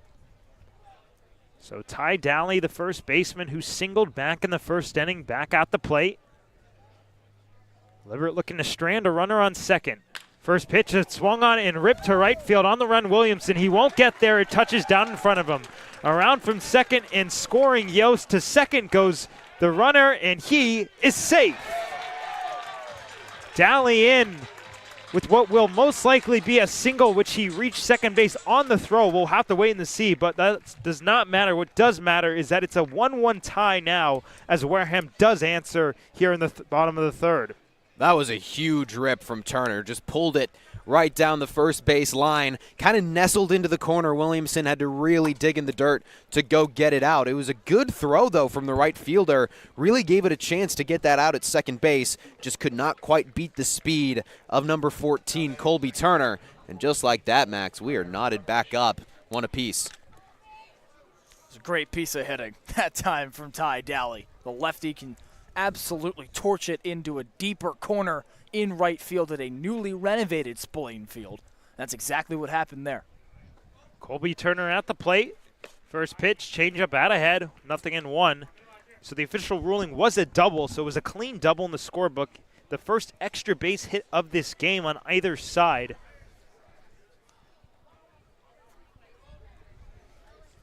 Oh, and 1 the count, with Ty Daly on second base. The go-ahead run, 180 feet away. Offering is spiked in the dirt. Lackey's got it. He spins and fires. Throw to third is high, and they got him on the tag. He must have come off the bag, as it looked like he got around initially, but they run themselves into an out. But we do have a tie score of 1-1 here from Spillane Field in Wareham. We'll come back for the top of the fourth inning, where the Harbor Hawks have Hayden Federico due up. We'll be back in just a moment. When it comes to delicious food, the best place to start is with great appliances. And Cam Appliances is your one-stop shop for any budget, with brands like Thermador, Viking, Bosch, GE, and so much more. Cam Appliances, sales, delivery, installation, and service in the heart of your home, with locations in Hyannis, Nantucket, and Hanover.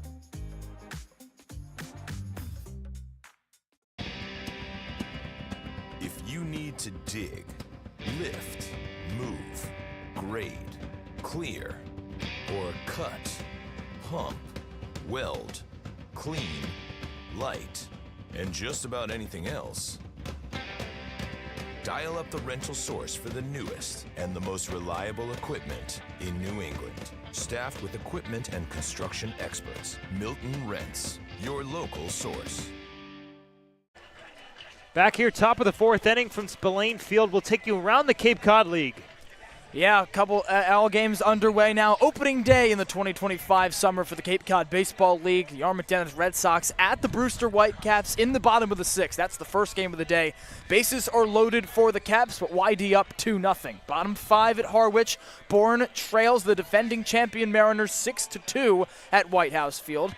And then Catuit and Orleans playing at Eldridge Park, a 2-1 lead for the Kettleers. Top of first in Falmouth and Chatham. And it's scoreless affair thus far at Veterans Field. We have a new pitcher. Daniel Powell's day is done. In comes Jordan Stevens. But before we talk about him, Powell, 3 innings, 2 hits, 1 run. It was earned, 2 walks and 2 strikeouts. Graham, if you want to tell us a little bit about Jordan Stevens. Yeah, Jordan Stevens, 6'4", 225 rising junior at the University of Georgia. He had a 3.92 ERA in 2025, over 20 2/3 innings pitched.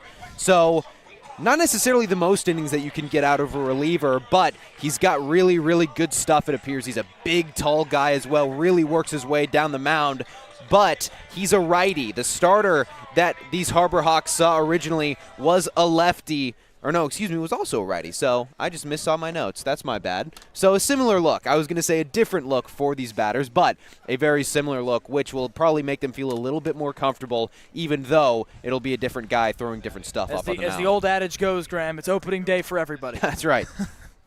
Hayden Federico, the switch hitter, will bat left once again. 0-for-0 with a walk against the starter Powell. Stole a base, shows the bunt, pulls it back, takes ball 1 outside.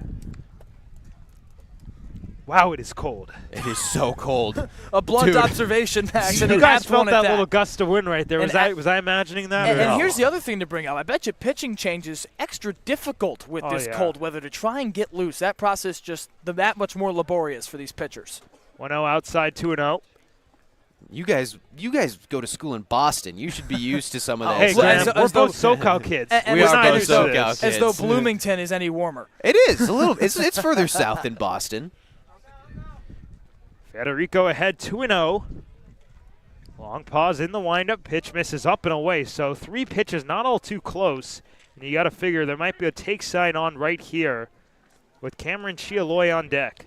Federico drew a walk his first plate appearance, so he, I'm guessing, is more than happy to take a second. 3-0 the count. And the righty's pitch is right down Broadway. So 3 balls and 1 strike now. And you got to imagine he's going to be swinging away if he gets one in the zone right here on the good hitters count. Definitely a green light pitch right now. Federico, he's got power, hasn't had an opportunity to show it off yet. 3-1 offering is taken a little bit outside for a ball. Ball 4, so 2 plate appearances, 2 walks for Hayden Federico. The 3rd walk of the day issued by Gatemen pitching. And that's also very advantageous for the rest of the Harbor Hawks that are coming up to the plate now in this inning, because they saw a little bit more pitches from Jordan Stevens than I'm sure the right-hander would have liked. It also gave an opportunity for Federico to maybe overlay some information to his teammates. So now we can see what Hyannis is able to do. Chialoy struck out swinging in the 2nd. Swings at the first pitch, gets nothing but air, nothing in 1. It was a good swing. It looked like he was on time, just maybe a little bit over the top of the baseball. Federico on first, a 1-1 tie here in the top of the 4th inning at Spillane Field. Season opener between the Harbor Hawks and the Wareham Gatemen.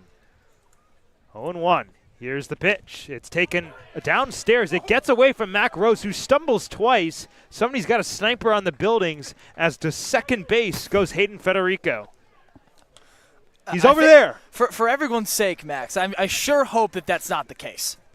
Well, that would be a poor way to ring in a new Spillane Field. Is there like a red dot on me or something? Like, I hope I'm not next. That happened mostly because Rose was trying to look over and threaten the base runner in Federico, and he looked up before he got that ball in his glove, so it just fell. It just dropped straight out of it.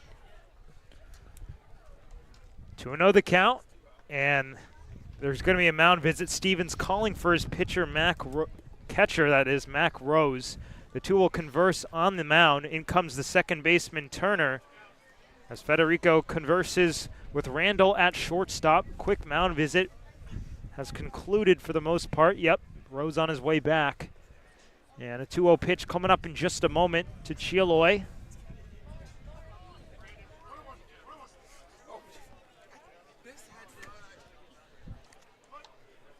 This inning started with a walk, and Federico advanced on a wild pitch. 1-1 pitch is in there for a strike, 1-2. So I guess that pitch that Rose dropped was called a strike, if I'm not mistaken. It must have, because they changed the scoreboard. It originally said 2-0 with Chialoy up, and then it leveled the count to 1-1 after a correction from home plate umpire Jim Fonseca. So 1-2 the count, and Chialoy takes downstairs. Count evened up at 2 balls and 2 strikes. Charlie Bates waits on deck for Hyannis. 1-1 here in the top of the 4th inning, but for the 4th consecutive inning, the Harbor Hawks threatening once again. Stevens has his sign, comes set. Takes a look back at second. Now he fires. Chialoy swings, fouls it straight back, will do it again.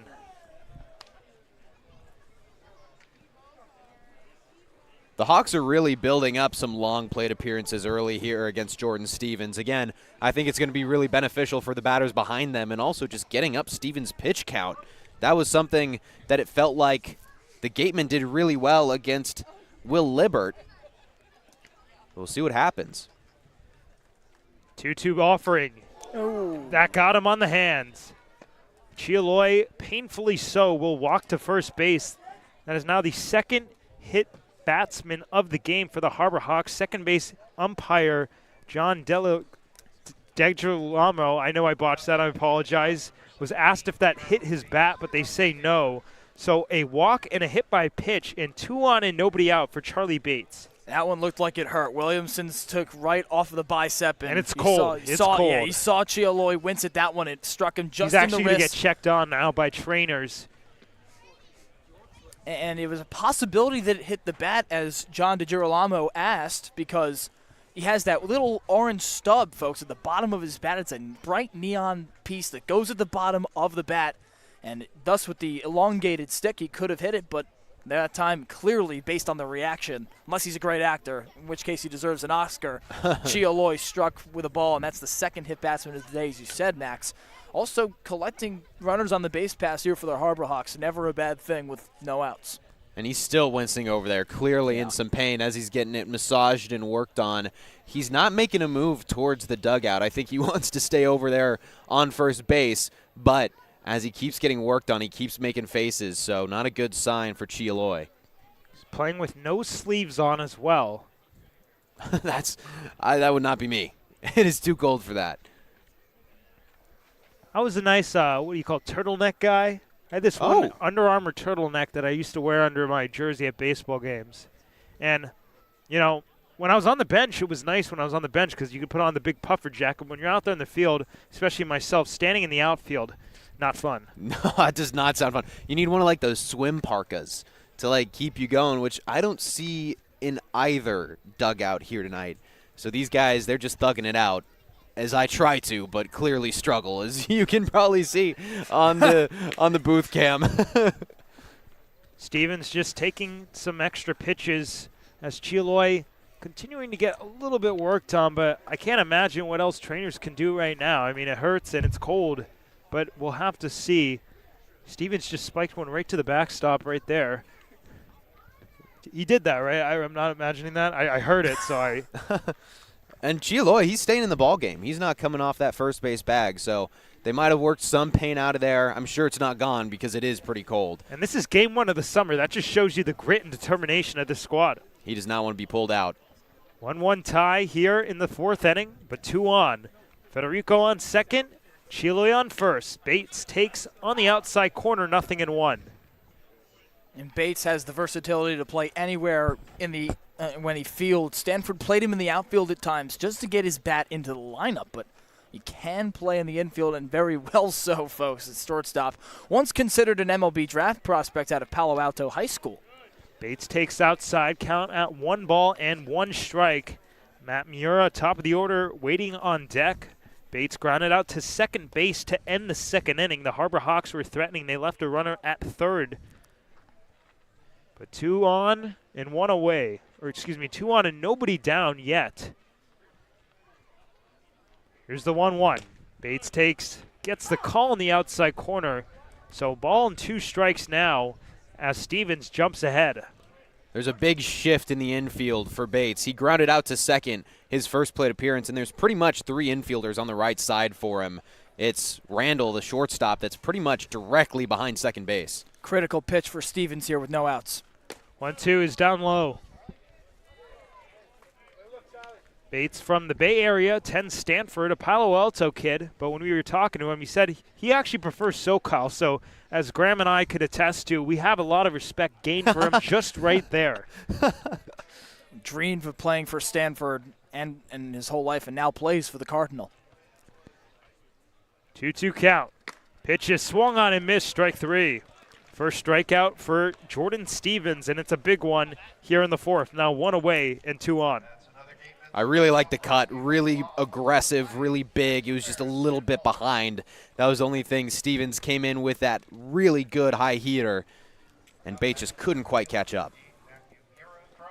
So Matt Miura, the Rainbow Warrior, going to come up for his 3rd time today. A strikeout victim in the 1st, and then a fly out to center in the 3rd. It was both against the starter, Daniel Powell. Now going to try his luck with Jordan Stevens. Takes first pitch out the top of the zone, 0-1. See if Stevens can navigate his way out of the jam he's worked himself into. A walk to Federico, the hit by pitch to Chialoy. Now we'll try to retire Matt Miura and stop the bleeding. Mura turning towards the back of the batter's box. 0-1, gets the foot down, fouls it back. Seemed like he was a little bit early on the time. He got it down well ahead, but able to get the piece on it and stay alive. But now an 0-2 count right here. Yeah, there's some really good athleticism. He stepped really early, then saw that it was a slower pitch, so he had to slow down his hips, was able to get a piece of it. Just shows the athlete that's up at the plate in Matt Mura. Federico at second, Chiloy on first. Harbor Hawks threatening in the fourth. Pitch is taken a little bit outside, so count moves to a ball and 2 strikes. Close take, but still well off. And to that point, Graham, about his athleticism at the plate, his college coach, Rich Hill, said that he always seems to find a way on base at the plate. Just a toolsy player who's got surprising power. He's not terribly tall at 5'11", 185, but he can leave the ballpark and get on base in any way he knows how. Here's the 1-2 pitch. He swings, fouls one off to the right, out of play. Will do it again. I really like Mura's swing. He keeps the bat really horizontal to the ground when it's on his shoulder and then just puts it right into the slot. There's not a lot of dip motion. He keeps that bat through the strike zone for as long as possible. It's going to create a lot of line drives. Shouldn't really put it into the ground unless he gets on top of it. This guy's got a really cool move. 1-2 count. Stevens will look back at second. Now he comes home. And Mura, another foul off to the right out of play, almost identical. And you got to figure he's got such a conventional baseball swing, airplane landing, airplane taking off, that his golf swing is shanked right every time. Got to be. We got a great golfer here in Graham, former D3 Not so college, great golfer in myself. but former D3 college golfer at Kenyon, Mr. Graham Nash. That's right. +2 handicap back in the day? Back in the day, no longer a +2. It's still in there somewhere. That's right. 1-2 the count. And the offering is slowly grounded back to the mound and gets by him. Turner charges it. Now he fires to first just in time as both runners will advance 90 feet. But just like that, 2 outs in the inning with 2 in scoring position. But this innings did start with 2 on and nobody away. A productive out for Mura and difficult play that time for Turner. A slow dribbler to second. The pitcher, Stevens, initially looked like he was going to try and glove that himself, but a long charge for Turner does get him, but nice job by Mura to get Williamson to the plate. The power-hitting lefty could bring damage for Stevens here with 2 on and 2 out.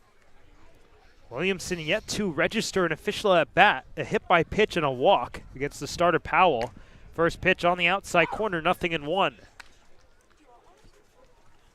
Turner's fortunate in that last play as well that Stevens didn't get there. It seemed like Turner committed to it, but if Stevens so much as hit that ball, it could have really slowed down momentum, and that would have allowed Mura to get to first. 0-1, Williamson takes outside. Again, consistently signaling to the dugout what type of pitch each one is. It just shows the plate recognition right there from an experienced hitter. Right, and that he's assuming this captain role on the Hyannis Harbor Hawks. And Mitch Carricker's not going to name a captain this season unless he feels so inclined, but Williamson seeming to take that leadership role that every Cape team so desperately needs. 1-1, well late on a fastball. So ball and 2 strikes, as Stevens doing a nice job jumping ahead of hitters consistently ever since getting to that 2 on and nobody out situation. Now 2 on but 2 outs in this 1-1 tie in the top of the 4th inning. Federico at third, Chiloy at second. Andrew Williamson at the plate. Pitch is swung on and hit off to the left foul, chased by the third baseman Shahan, but he'll have no play. Kicks over by the porta potties and out of play, and a couple kids will race for it. Somebody in a black backpack wins the race. Not that you guys care, but he won the race. No, that's significant, and we'll see if Williamson can get to the base paths here. We're seeing at-bats in this game, even though he hasn't registered an official one going into this pitch, that are reflective of his time in batting practice. Nothing on the ground. 1-2 up and away. 2 balls in, 2 strikes with 2 outs. And that's such an asset to have as a hitter, especially in this situation. Sure, a fly ball to the outfield ends the inning with 2 outs and 2 on, but if you can stay alive at the plate, like we saw Miles Bailey do on his RBI single, you're going to get a pitch you like, and it could be damaged soon for the pitcher. 2-2 offering, checked his swing. Did he go? Yes, he did.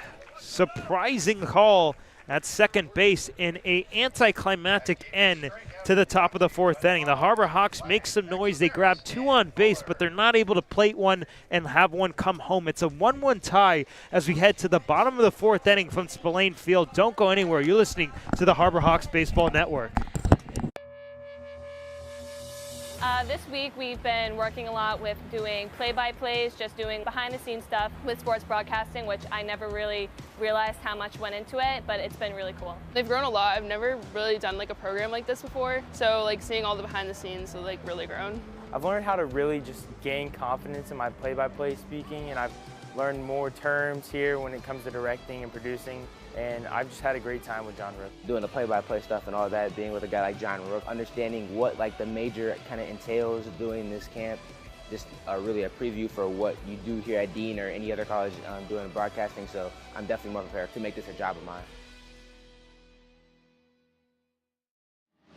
Cape Cod 5 is proud to be the official banking partner of the Cape Cod Baseball League. Cape Cod 5 offers a broad range of financial products and services tailored for every stage in your financial journey. Reach out to us. We're here to help. We sit at a 1-1 tie now in the bottom of the fourth inning from Spillane Field. Hyannis and Wareham facing off in the season opener of the 2025 Cape Cod Baseball League season. Max Schwartzford, Graham Nash, Giovanni Collada will be back in just a moment. And Graham, it's been a very highly congested offensive day for the Harbor Hawks. Only 1 run to go to show for it, but you got to be encouraged with the types of at-bats they're putting on. Yeah, these at-bats are seeming to last a lifetime, Max. They are so patient at the plate. Andrew Williamson is doing such a good job at really not swinging at anything that isn't in the zone. And that can be said of a lot of these guys. 3 walks, 2 hits by pitch, and only, if I'm scoring it correctly, 2 hits for the Harbor Hawks. So they are finding other ways to get on base. They're creating their own opportunities, even though it's a cold day. It's blowing in towards home plate, so it's not going to carry a lot, and really hasn't carried a lot. So really, really encouraging for them and for Mitch Carricker, seeing that they can get on base in other ways. Colby Turner will lead off for Wareham.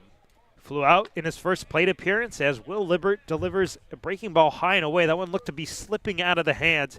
And you got to figure with the cold weather, the grip on the baseball, really difficult. Yeah, it's like pitching in the rain. It's so hard to get the spin on it. 1-0 pitch, fouled off to the right, out of play. But still, they're going to find ways to adjust, right? These guys, they've found ways to pitch in the cold before. Early in the spring, you're going to have a lot of situations where you've got to pitch in the rain or pitch in the cold. So these guys are used to it, even though it takes a little bit to adjust. 1-1 the count. Breaking ball misses down low, so 2-1. It'll swing in the favor of Colby Turner. Only 3 hits allowed so far today for Will Libbert. Going to battle back here. This pitch he'll miss just downstairs. So count runs to 3 balls and 1 strike. This is maybe the most conservative approach at the plate we've seen from a Gateman batter tonight. They've been all out, going, swinging for the fences. Sorry, a little out of breath, folks. Just came back from a stop to the restroom. Swinging for the fences like we saw on that pitch from Turner, but he laid off those first 2, maybe showing the maturity across at-bats. Now with some of them approaching a 3rd time facing Libbert. So 3-1 pitch fouled back. It has run full. Still no walks on the day. Hopefully there's no announcer jinx here. And the payoff pitch coming up to Turner. It's on the hands, fouled off to the right over our heads. We'll do it again. 3 balls and 2 strikes. There have been so many foul balls that have seemed to come right at us. And I'm never sure if I'm going to hear it hit the top of the tent because there's just no way to tell with where we're sitting. But I wouldn't put it past the possibilities for one of these balls to fly on top of us. In the windup, Libbert, the payoff comes home, and this pitch is line to center field. Incoming Mira, he'll play it on 2 hops. A leadoff single for Colby Turner to get things started here in the home half of the 4th inning. 4th hit of the day for the Gatemen. The Harbor Hawks, they've only had 2. So somehow, Hyannis has found ways to get themselves on the board, create opportunities for themselves despite not having those numbers. And the pitching staff, Libbert has done a really good job stranding a lot of these Gatemen base runners. 3 left on base so far in this ball game for Wareham. Left-handed hitting Chase Cruson comes up to the plate. Cruson reached on a throwing error at third base by Ray Velasquez. First pitch is on the outside corner. Nice pitch, 0-1.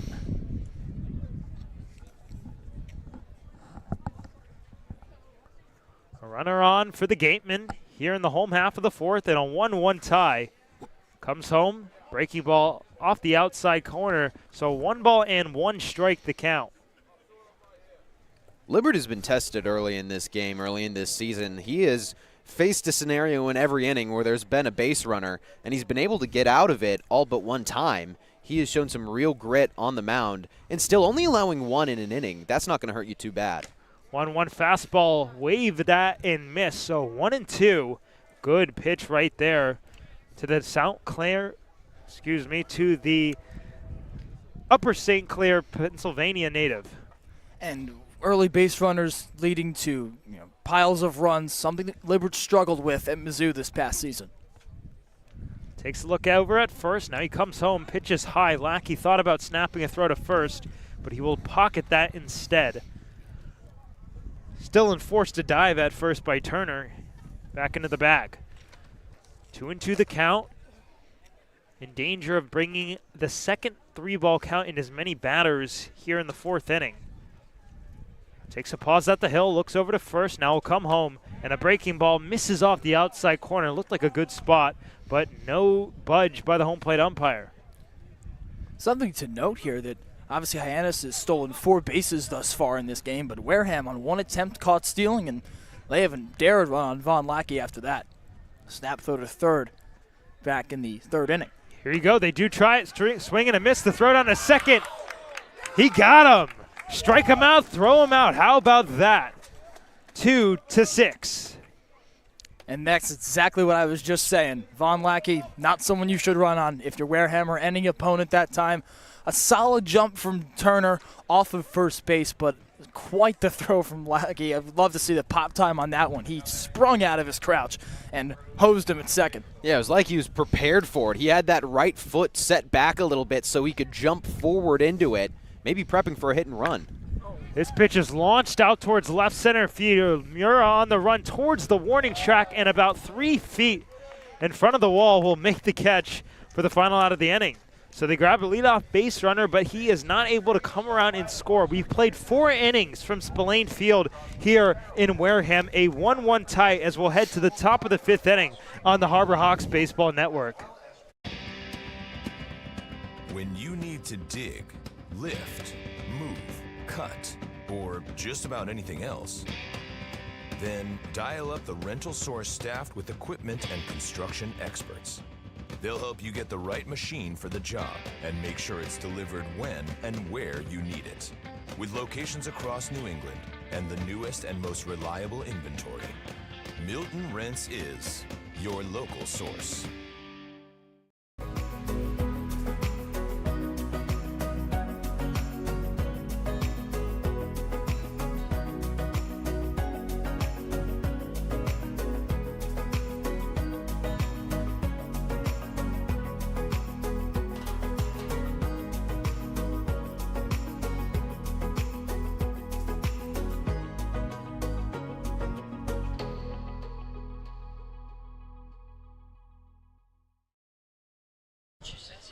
Back here in the top of the 5th inning, a 1-1 tie between the Hyannis Harbor Hawks and Wareham Gatemen here on 2025 Cape Cod Baseball League opening day.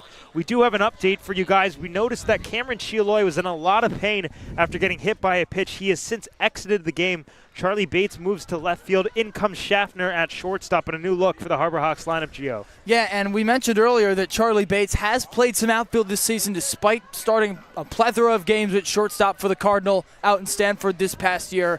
And it brings in Jake Schaffner, an infielder that many have tabbed as, the rotational everyday shortstop along with Charlie Bates, a semifinalist for the Brooks Wallace Award for the best shortstop in the nation out of North Dakota State, one of 2 players from the Summit League to be nominated for that award. An All-Summit League first-teamer as a freshman in 2024 where he made 47 starts. So a plethora of experience for Jake Schaffner, and he slots into the shortstop hole for Bates while taking the spot of Chialoy at 8th in the batting order. So Ray Velasquez will climb in for the third time today. Right-handed hitter, 1 for 2 with a single in the third. First pitch from Stevens, front door breaking ball in there for a strike, 0-1. It's the most dangerous part of the Harbor Hawk order to face Stevens. He was able to work his way out of some trouble in the fourth inning, but now he begins the fifth with Velasquez, Bailey, and Lackey due up. 0-1 pitch is popped up a mile high into shallow left field into foul territory. Shahan, the third baseman, now comes back a couple steps as the wind took that one and reels it in for the first out of the inning. A pop-up to the third baseman to get us started. We've seen a couple of aggressive approaches from Velasquez. He reached on the fielder's choice in the first. On the single as well, we saw a similar aggressive swing to a fastball that time. Unfortunately, he just got under that one. But if he can put a couple more good swings on pitches, Max, he'll be in a very good spot heading into the stretch of the Cape League season if he decides to stay with the Harbor Hawks for that long. So here comes Miles Bailey, who picked up the RBI, the first RBI of the game, of the season for the Harbor Hawks in the third. Left-handed hitter takes up and away, 1-0. Hard hit ground ball to second base, got the job done for Bailey. Gave Hyannis a 1-0 lead at the time, but the Gatemen answered right in the bottom half of the inning.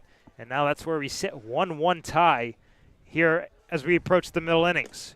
The 1-0 pitch will miss down and away, so 2-0 the count to Bailey now from Stevens.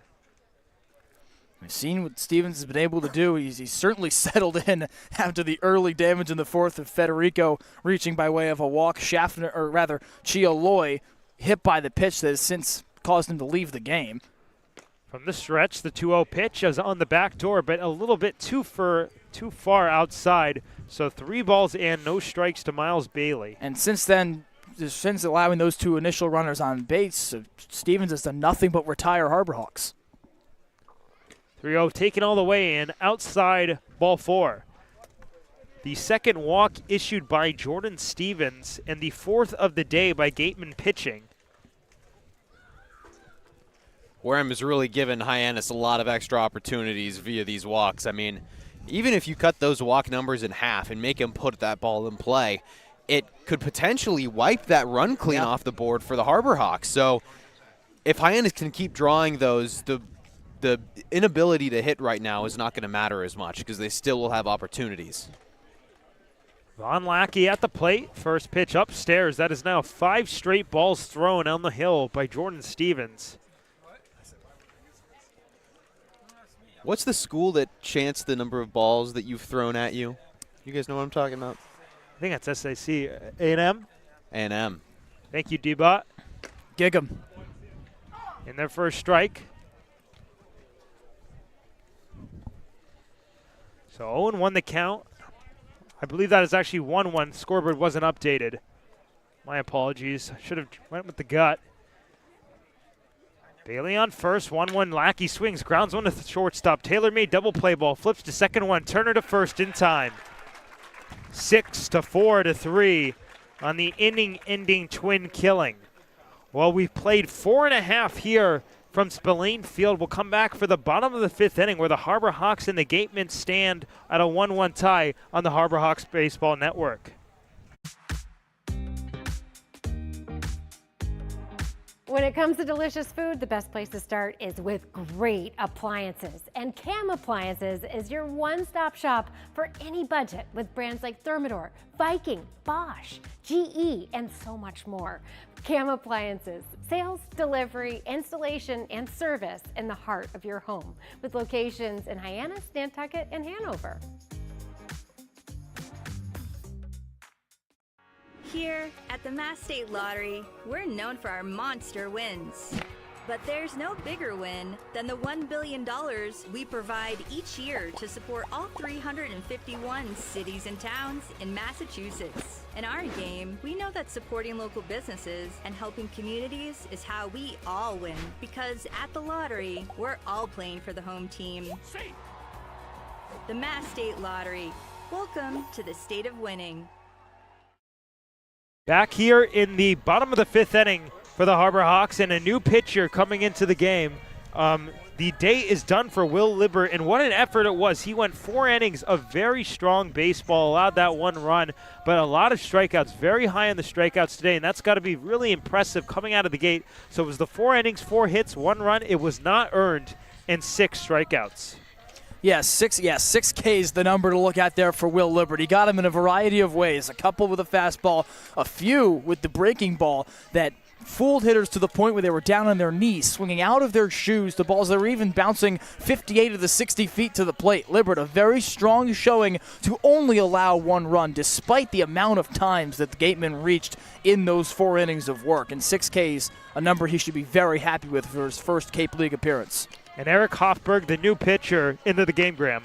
Yeah, and he is an absolute stud. He spent the last 2 seasons at Gonzaga, 6'3", 200-pound rising junior at Gonzaga. All WCC first team, was their relief ringer, allowed 2 or fewer earned runs 19 times last season over the course of 23 appearances. Those 23 appearances led all relievers. His 4.0 ERA led all pitchers, and his 54 flat innings pitched led all relievers as well. So he is a workhorse. He can give you 1 inning, he can give you 2, he can even give you 3, and we'll see how many he goes for today in this game 1. And you switch from a lefty in Libbert to a righty in Hofberg, and that will alter the at-the-plate approaches for the Gatemen, who are used to seeing that mid-90s fastball come out of the left hand of Libbert to now an equally similar ball from the right side. Different release points, different approaches. So Jared Davis, for the second time today, a strikeout victim against the starter, Libbert, and he gets hit square in the back of the rib cage, and that has got to hurt. A rude welcome right there, and he'll have as much time as he needs getting to first base. Seems to be taking it well right now, taking off his batting gloves, but a worrisome start to the 5th inning. That's the second hit-by-pitch that has rendered a batter in enough pain to wince about it. Cameron Chialoy, it caused him to leave the game an inning ago with Charlie Bates taking his spot in left field for the Harbor Hawks, and now a Gateman batter and Jerry Davis will reach and appear to tough it out for now, but something to watch for Ryan Smythe and the Wareham Gatemen. Braden Randall, left-handed hitter for the second time today, popped up to the catcher Lackey to end the 2nd inning. Runner goes on the first pitch. The pitch is a strike. The throw down to second is not in time. So he gets hit by the pitch. He goes immediately and swiped stolen base number 1 of the season for the Gatemen. He seems to be A-OK, and as you mentioned, Max, that's stolen base number 1 on. It's not like they haven't tried, though. Lackey has gunned down the last 2 Gatemen batters that have attempted to steal bags. Davis, the first to do so successfully against the Georgia Tech battery. Randall shows the bunt, pulls it back, takes the ball, so 1-1 the count.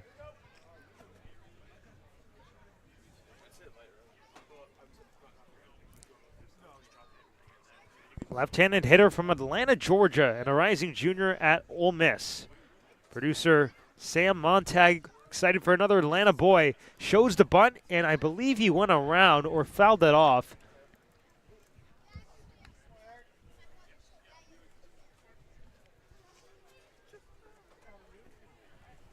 So it was a foul ball on the play. Apologies for the missed, or rather the delayed reaction from us here in the booth. So 1-2 the count with some speed, as we've seen on second base in Jared Davis.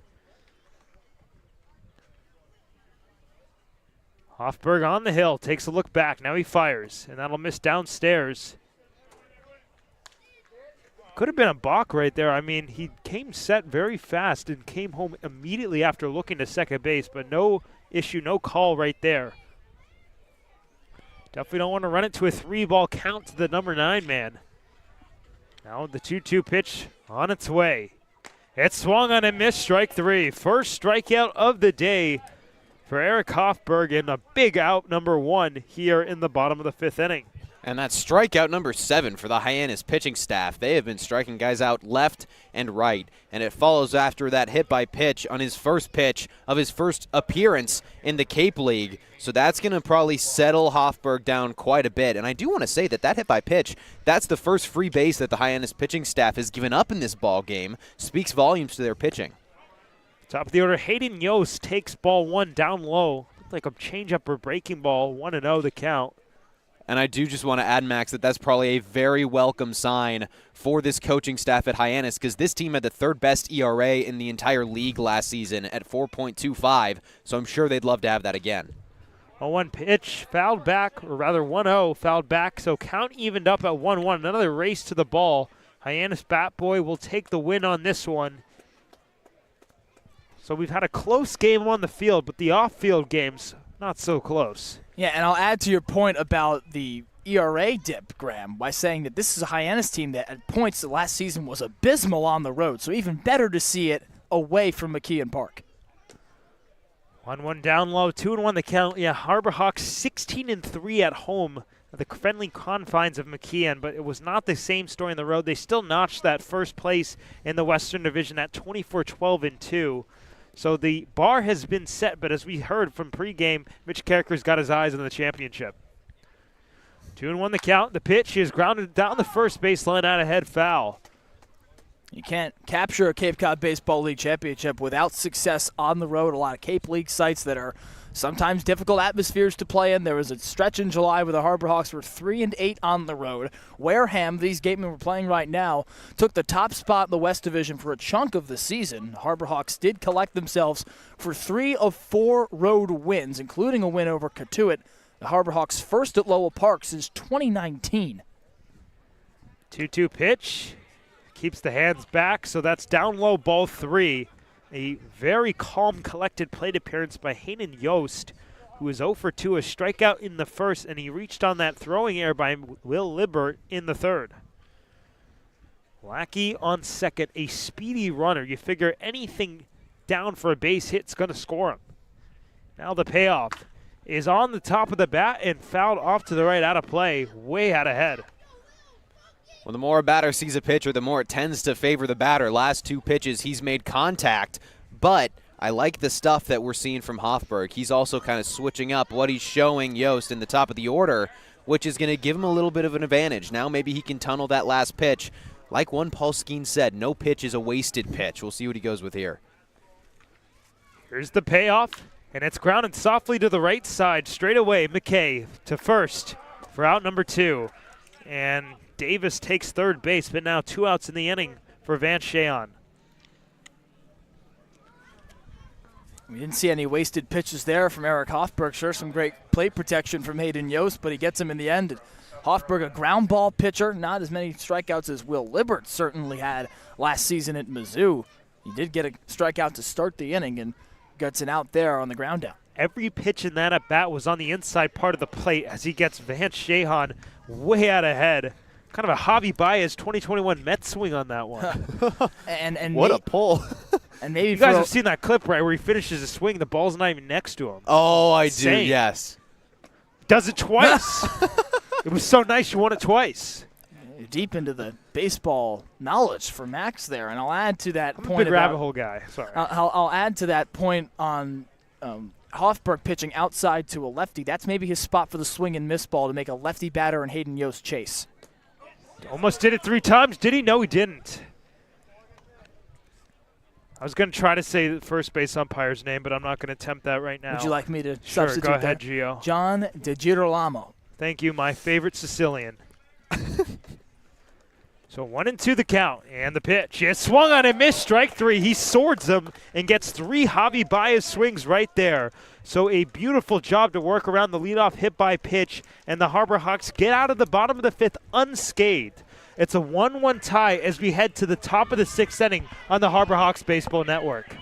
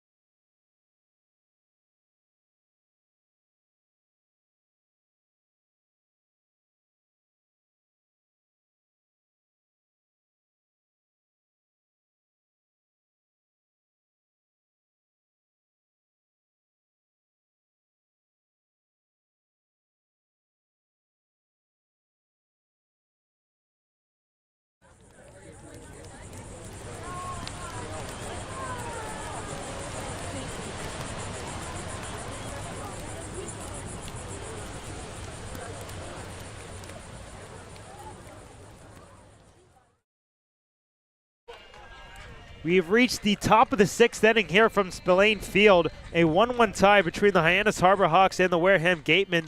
Jordan Stevens' day is done in relief. He went 2 innings, no hits, no runs, 2 walks and 2 strikeouts. Enter Appleby, and another opportunity for the Hawks to get a look at a different arm. Yeah, Caleb Appleby, he went to Austin Peay just like one of the Harbor Hawks, which I'm forgetting right now. Do one of you remember? I believe it's Velasquez. I went to Austin Peay. So yes. Some teammates there. It's unlikely that Velasquez will come up to face his teammate as he led off in the top of the 5th inning.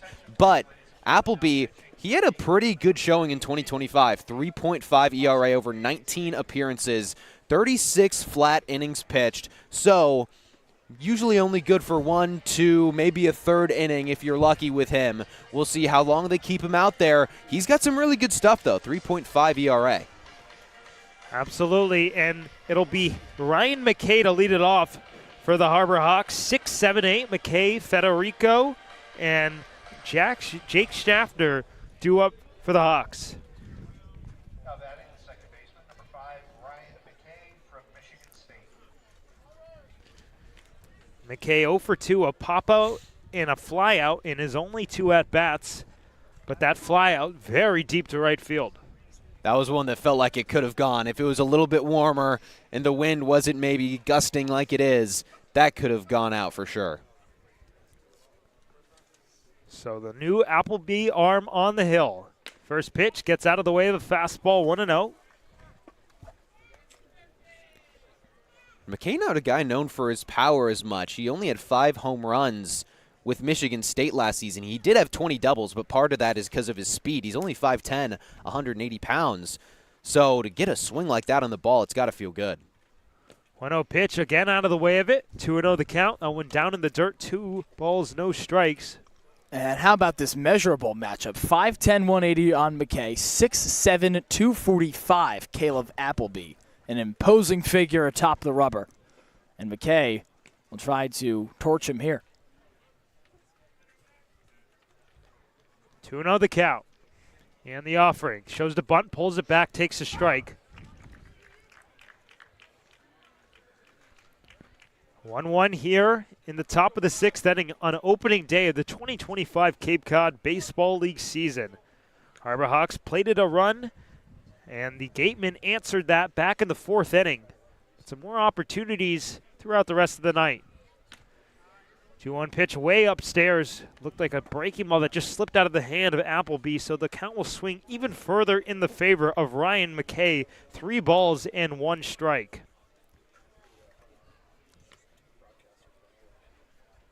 McKay known for his contact, but also could put a charge into it, as we saw his last AB, but he'll take outside ball 4. So Appleby starts his day with a leadoff walk.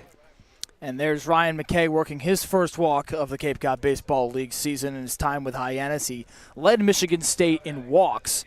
And we see this incredible approach at the plate highlighted by maturity to keep the bat on the shoulder at pitches that he knows he can hit. There's now 5 walks issued in these 5+ innings for Gatemen pitching. Federico at the plate. He is yet to register an at-bat as he's walked twice. Shows the bunt, pulls it back, takes off the plate. I really like it when batters go to show bunt, even if it's not going to be their long-term strategy of the at-bat, because what it does is it can really shrink that strike zone for the pitcher. You're kind of slicing it in half. I like to say it's like putting the flagstick in when you're putting.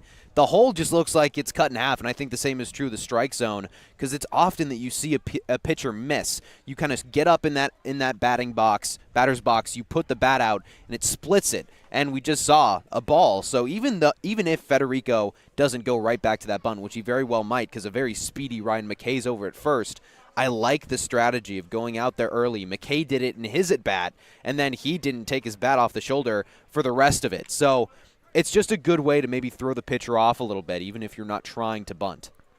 McKay on first. Federico at the plate. Pitch is taken right down the middle, so 1-1 the count.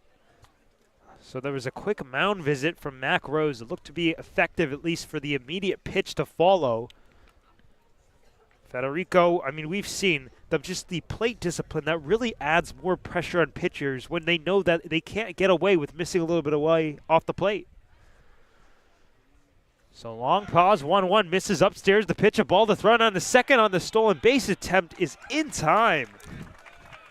So McKay out trying to swipe second base. As now the Harbor Hawks erase that leadoff walk. And to break their streak of perfect stolen base attempts, they were 4 for 4 coming into that attempt from Ryan McKay. And good on Rose that time. Mac Rose, the catcher for Wareham, with an excellent throw that beats McKay to the slide, much less the bag. Especially on that type of pitch, a breaking ball that was missed up and away, not easy to do. Perfectly timed by the catcher. 2-1 to Federico, chopped to the right side, charged by Turner. He's got it, takes his time, flips to first in time for the second out of the inning. So kind of the momentum sucked out of Hyannis in this inning as Jake Schaffner will take his first at-bat today after coming in for Cameron Chialoy in what we presume to be an injury break. This is crazy to me. I'm just realizing this as I look at my score sheet. Hyannis has grounded out 5 times. One of those was for a double play.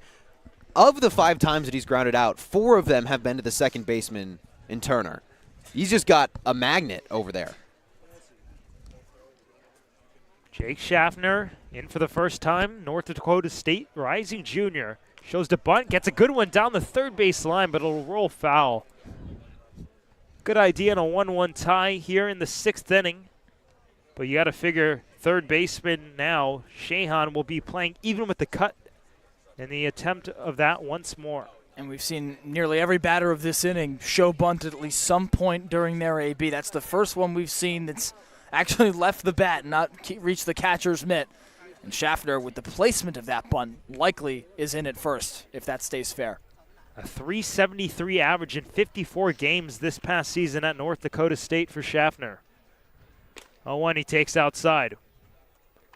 .917 OPS, 9 doubles, 4 triples, 2 round trippers with 18 stolen bases, so he does have the speed to go with it.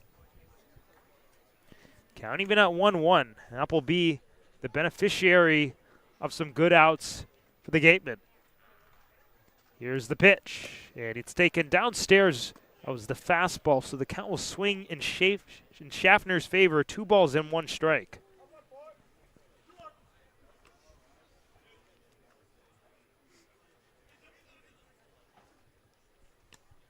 Base is empty here in the top of the 6th inning. 6-7 Appleby comes home. And Schaffner gets it on the hands, pokes it foul, down the third base line, foul. Schaffner might be one of the hardest outs that this Wareham team is going to have to get. Led North Dakota State in hits. Also, only went hitless in 9 games in the 2025 season. He had 54 starts in 2025. Hitless in 9 of them. That's unbelievable. Doubly impressive. Yeah. So 2 balls and 2 strikes with 2 outs. In the stretch, the pitch is ripped on the ground to the right side. Turner to his right throws on the run and not in time. Schaffner legs out an infield single, and that'll continue the inning for the left-handed hitting Charlie Bates. Well, it doesn't have to be super pretty all the time to get a single. And I think that's kind of what Schaffner is all about. He can leg out singles as often as he wants. He's got great speed, led his team, North Dakota State University, in stolen bases as well. Likely won't see that here with 2 outs, but he has got some unreal talent, and he's got a great ability to just dig something out of the dirt. So Schaffner, we know some speed. As mentioned, 18 stolen bases this past spring at first base and at the dish. Charlie Bates. First pitch down in the dirt, gets away briefly from Mac Rose, but he's able to corral it up the first baseline, and Schaffner will retreat to first.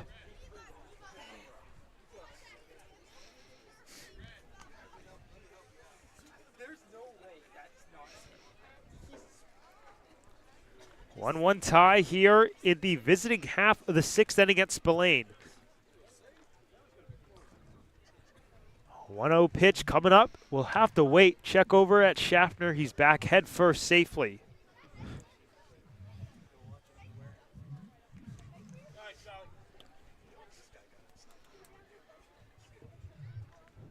Bates standing tall in that left-handed batter's box. Big gap in right center field. And another toss over to first. He's back once again. And again, mentioning there is the pitch clock in the Cape League, but no disengagement rule as in college. So pitchers like Apple will be able to throw over there as much as they please. 1-0 pitch. Schaffner's on the run. The pitch a ball. The throw down to second is in time. Beautiful throw by Mac Rose and 2 caught stealings in the inning. So the Harbor Hawks run themselves into and out in the top of the 6th inning, but our very own Ethan Wax will join us and report from the booth.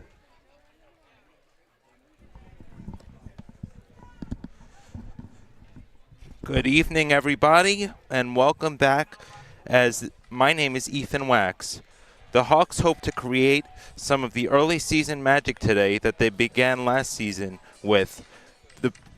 The bats were out in force early as the Hawks blanked Falmouth 10-0 on the 2024 opening day and started the season with a 4-game winning streak in which they outscored their opponents 36-4. The team scored 10 runs or more 7 times, and there was no team more than Wareham that the Hawks enjoyed hitting against. The Hawks won the season series 4-1 from the Gatemen, in the process scoring 46 runs, with their 4 wins coming by an average of nearly 6 runs per game. The team especially enjoyed its visits to Clem Spillane Field, where it scored early and often. In the 3 games that were played here, they scored 33 runs, including 16 runs during the first 3 innings. Now back to you guys in the booth. Well, thanks very much, Ethan. Here now in the middle of the 6th inning, Eric Hoffberg on the hill once again for the Hyannis Harbor Hawks, a 1-1 tie. And I think we've talked about it a lot through the night, but I think it's worth noting the Harbor Hawks have not gone down 1-2-3 once this entire game. While they haven't had so many hits, it really seems that they're constantly putting pressure on this Gatemen pitching staff, and we've seen 1 run come across. You figure more stuff is going to give as the pitching staff continues to hold down the fort. Yeah, I think that's exactly right. These bats are just so hard to get out. They're so patient. We haven't seen them swing at many balls. If it's in the zone, that's when they start to swing. But they have drawn so many walks, already 5 walks, 2 hits by pitch, which may not necessarily speak to the batters as much as maybe a slip of a pitch, but still the ability to create those extra opportunities. Their bats haven't been super solid. They've only gotten 2 or 3 hits here and there sprinkled throughout the first 5 innings, but it's been the walks that have been the key for Hyannis and their pitching. Yeah, Max, I mean, it is phenomenal. They're doing such a good job, and really impressed with how Hoffberg picked up after a tough start. Hit his first batter in Jared Davis, and then went strikeout, ground out, strikeout. This guy is a K machine. 71 strikeouts during this last collegiate season. He is a monster. Like to see that back. And it's something interesting to note is that Hyannis has not issued a walk yet. That's so impressive to do, especially when a lot of these guys come in with the firepower. They got the strikeout stuff, but the walks have always been high in their collegiate seasons. Obviously, we're only 5 innings pitching-wise in to the year, but this is an opportunity for Hyannis to continue to show dominance as this pitch is swung out and missed. Strike 3. We do have a new pitcher in for Eric Hoffberg, who went just the 1 inning. It's Tommy O'Rourke, a returning Harbor Hawk.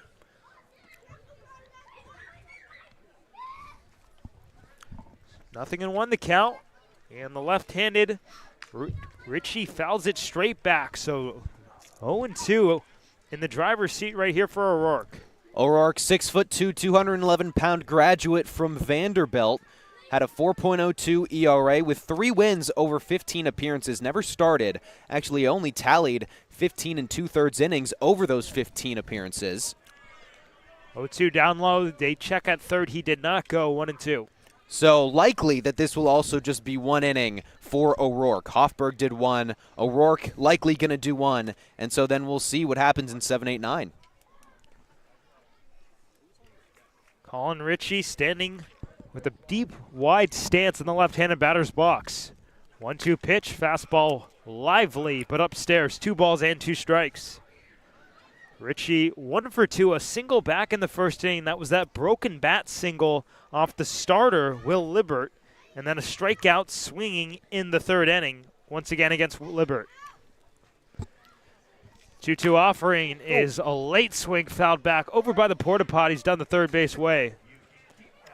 O'Rourke's got a story that is both unfortunate and heartwarming. His career at Stanford decimated by injuries. He missed both his junior and senior year due to a lat injury, and the last batter he faced in the fall ball of the 2023 season, an injury that he would re-aggravate the next year. Just an absolute blessing, he said to me, to be here playing the game right now. Pitch is fouled over by the other dead circle, actually into the hand of Ty Dowley off the screen. So a nice little assist right there. And during his time now at Vanderbilt, head coach Tim Corbin described him as another coach on the field and lauded his tremendous maturity. So Coach Corbin giving great reviews to Harbor Hawks this year.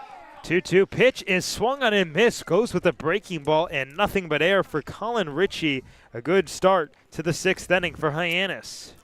O'Rourke just gets so far down the mound with his move. He's a tall guy, 6'2", 211 pounds, but he really stretches with that front leg and gets so far down the mound. It feels like he's on top of the batter by the time he's releasing it.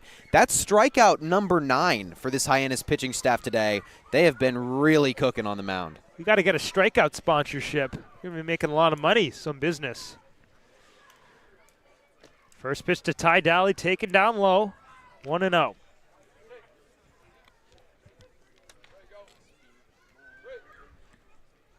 Dowley enjoying a 2-for-2 start to the summer. Halfway to the cycle. Single in the first, a double in the third. 1-1 tie in the home half of the 6th from Spillane. Big swing and a miss. He swung when it was in the glove of Lackey. And just like that, count has evened up at 1 ball and 1 strike.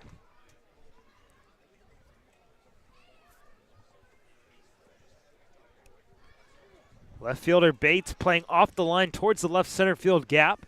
1-1 fouled straight back. Big cut and right on it. Swung so hard his helmet almost came off. He's got some nice moss going on there. some nice what? Blonde hair, I believe he's salad referencing. coming out of the back. Okay. Salad coming out of the back. Chopped salad. Never heard it referred to as that, but maybe it's a California thing. Graham, can you second? No. I don't know. So O'Rourke in the driver's seat 1-2 as this pitch is swung on and skied a mile high into shallow left center field. They're coming from all directions, but it's the shortstop Jake Schaffner who reaches up to make the catch for the second out of the inning. So a punch out and a pop out to get us started here in the home half of the 6th.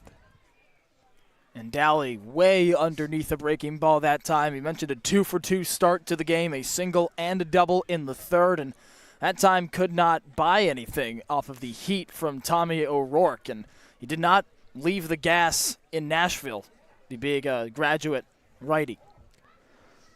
Colby Turner, 1-for-2, a fly out in the first and then a single in the 4th. Standing into the right-handed batter's box, going to face O'Rourke for the first time. Takes down low, 1-0.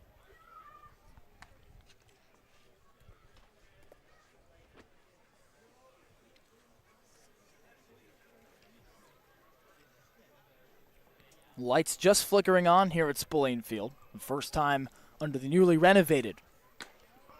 1-0 the count, and I'll miss upstairs. 2 balls in, no strikes. I got to say, for my first ever Cape League Stadium and game call, this is a treat. I mean, an amazing venue. We're in a great location right by the first base dugout where the Harbor Hawks are housed.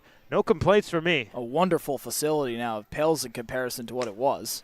2-0, swung on a miss, elevated fastball. He's well tardy. And that's not to disparage the old facility. It was playable, but this is now, it etches Spillane Field among the top stadiums or parks in the Cape Cod Baseball League. So 2-1 the count. Long pause, swing and a miss.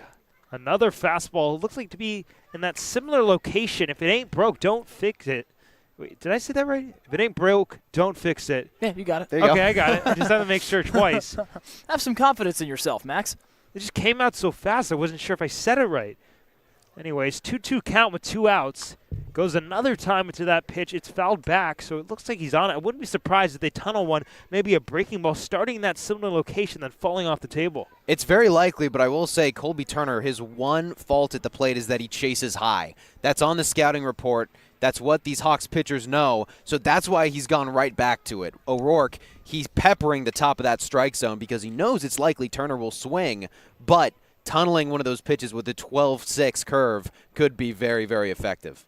Out of the stretch. He went around for sure. That gets to the backstop. Lackey discards the mask, now throws to first, and is off the bag. He'll run back, and a beautiful play by Miles Bailey to jump right back on the bag. And what ends an ending strikeout. So it's a bookend to strikeouts, a strikeout to start the sixth, a strikeout to end the sixth, as we head to the top of the seventh inning with a 1-1 tie between Hyannis and Wareham on the Harbor Hawks Baseball Network.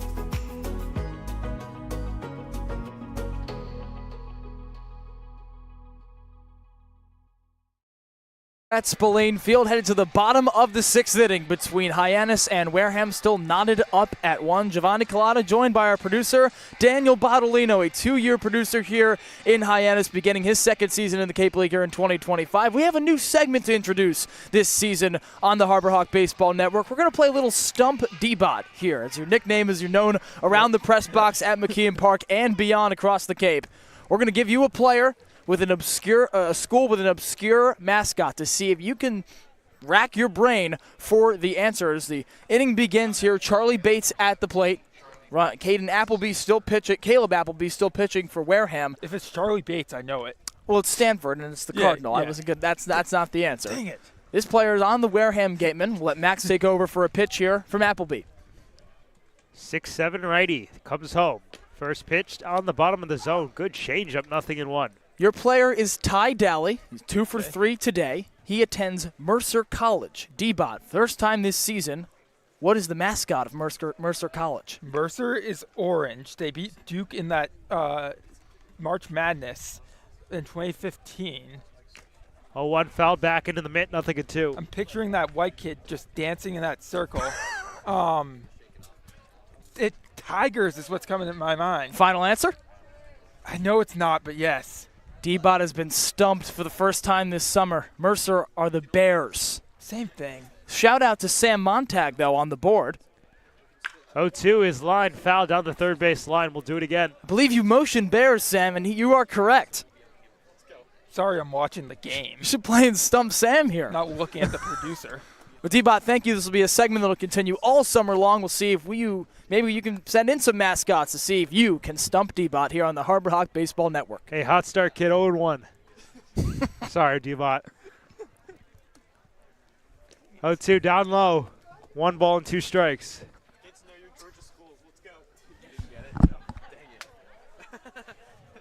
I will give D-Bot some credit. He was on fire at the campfire the other day. Every mascot. That is what birthed Stump D-Bot. His accuracy with all the college mascots. I do also want to jump in as I step back in. I thought we were calling it Beatbot. Oh. Like beatbox. Talk about opportunity missed, folks. 1-2 to Bates. He spits on a low changeup. 2 balls and 2 strikes. In fact, there's missed opportunities, and then there's that. Graham, I think we should permanently submit for a name change, although that would have to be after the game, folks. Okay. We'll see what the committee says for Beatbot. Bates 0 for 2 out of the 9 spot. A ground out and a strikeout. Was up when Schaffner was caught stealing. 2-2 is chopped softly to third base. Played nicely over there by Shahan. Throws to first and gets Bates by half a step for the first out of the top of the 7th inning.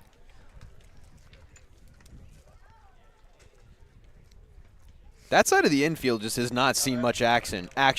It's the second time that Randall has had to make a play. There was a 6-4-3 double earlier in the top of the 5th inning. But other than that, it has been the second baseman, Colby Turner, that has received every ground ball. Only the second time that the left side of the infield has gotten any action. Top of the order, Matt Miura up for the 4th time today. He's seen a plethora of different pitchers from that top spot. Now seeing Appleby for the first time. Gets out of the way of a breaking ball up high, 1-0. Almost looked like that ball was going to tip the bat of Miura as he dipped down. You guys seen that, where a batter will go and it'll hit the bat? It's a foul ball. Big gap in left center field. Appleby on the 1-0 comes home. Miura swings, fouls it straight back on an elevated fastball, ball and a strike. Strikeout in the first, a fly out to center in the 3rd, and a ground out in the 4th. Going to be teammates this upcoming fall with Tsubasa Tommy. I know. A Harbor Hawk transferring from Pima Community College. 1-1 down low, 2-1 the count. Really good take. That one started in the center of the zone and then just absolutely fell off the planet. But Miura stayed very patient. He seemed pretty set from the get-go that he was not going to swing at that pitch, and he didn't even budge with that bat off his shoulder. So 2-0 the count. A long pause on the hill. Now the 6-7 righty comes home. That's down in the dirt.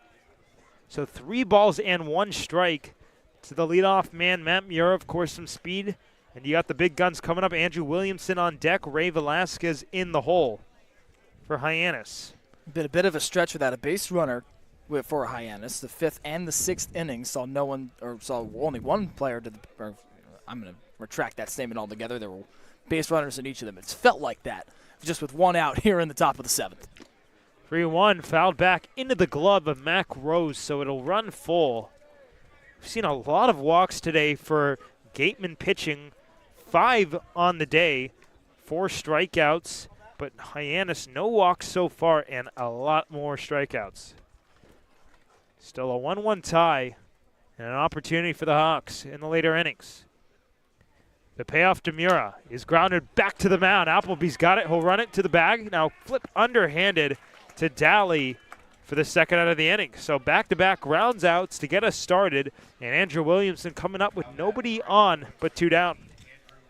Not the ideal scenario for Williamson's 4th trip to the dish, with nobody on base, and presumably, despite his home run power, no chances it runs, at least in this immediate future. But he still does have the power, as we mentioned, to ripple this game for the later innings here. 1 swing of the bat, and Hyannis can be in the lead, and he's certainly got the power to leave the ballpark from anywhere. So we'll have a pitching change right here. They're going to want to get the good lefty-to-lefty matchup on Andrew Williamson. So the day for Caleb Appleby is done. Final line, as he is departed, will be 1 2/3 innings, 1 hit, 1 walk, no strikeouts. So a very well-pitched game on both sides, but a lefty-lefty favorable matchup coming up right here. Not sure yet who it is. Haven't been able to get a beat on the number. But interesting that they've gone right. Was Appleby a right-handed pitcher as well? I forget. I didn't write it down. Yes, he was, yes. They've gone 3 right-handed pitchers, and now they're bringing in the lefty. And it's number 50, Caden Campbell. 6'2", 205-pound rising senior at Georgia Tech. You'd play with one Von Lackey, if I'm not mistaken. Louisville transfer as well. Maybe battery mates at some point during their time with the Yellow Jackets? Very well could be. He's got a 4.42 ERA with Georgia Tech. 17 appearances, 18.1 innings, 18 1/3 innings pitched. So, again, only really good for 1 inning. Likely that if he does get the last out of this inning, I would throw out a guess that he'd go for the next, that he'd pitch the 8th. But you never know. He could just be in to get this one out, get Andrew Williamson back to the dugout, and get your guys back up to bat with a tie. To that end, Graham, we've seen managers in MLB do that quite a bit. Well, they'll bring in pitchers specifically for a matchup or a few matchups in advance. Of course, you do have to face at least 3 batters in MLB and in college baseball, I believe. But it certainly figures that Ryan Smythe would bring in Campbell here to try and retire this gauntlet of a stretch of Williamson, Velasquez, Bailey, and Lackey that rounds out the top 5 in the Hyannis batting order. We got Bailey as a left-handed hitter due up after Velasquez, so potentially it could work out a little bit. But as you mentioned, Gio, they do have to face those 3 batters, so you're going to be playing with fire if Williamson gets on base to have that righty-lefty matchup with Ray Velasquez. But Williamson, just one of the most prolific hitters. Big 12 Conference honorable mention, a 352 average, 448 on base, 662 slug, and 13 home runs this past spring over at UCF. He also led his team with 31 games of reaching base safely in a row. That is unbelievable. 26. That's crazy. 26 multi-hit games, 16 multi-RBI games. I mean, we can go on and on about this guy and the numbers that he puts up. He's just yet to get a hit in this opener. I'm sure that's what he's looking for. Due for one here. Left on left, as he did with the starter Powell. Or he was actually a right-handed hitter. I apologize. Fouled straight back behind the press box.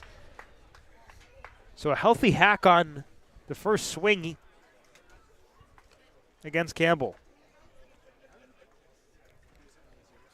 He's really picked and choosed when to swing as well. We've only seen him take a couple hacks. On the count, it's swung on and belted a ton to right field. Cruising on the one towards the warning track. He slides and makes a remarkable catch to end the inning in the right center field alley. Well, Williamson gives it a ride, but it just dies out there in deep right center field. We played 6.5, a 1-1 tie between the Hyannis Harbor Hawks and the Wareham Gatemen. We'll be back in just a moment as Tommy O'Rourke coming out for another inning of work. Here at the Mass State Lottery, we know there's no bigger win than the $1 billion we provide each year to support all 351 cities and towns in Massachusetts. Now that's how we all win. The Mass State Lottery. Welcome to the state of winning. This week we've been working a lot with doing play-by-plays, just doing behind-the-scenes stuff with sports broadcasting, which I never really realized how much went into it, but it's been really cool. They've grown a lot. I've never really done like a program like this before, so like seeing all the behind-the-scenes has like really grown. I've learned how to really just gain confidence in my play-by-play speaking, and I've learned more terms here when it comes to directing and producing. And I've just had a great time with John Rook. Doing the play-by-play stuff and all that, being with a guy like John Rook, understanding what like the major kind of entails doing this camp, just really a preview for what you do here at Dean or any other college doing broadcasting. So I'm definitely more prepared to make this a job of mine.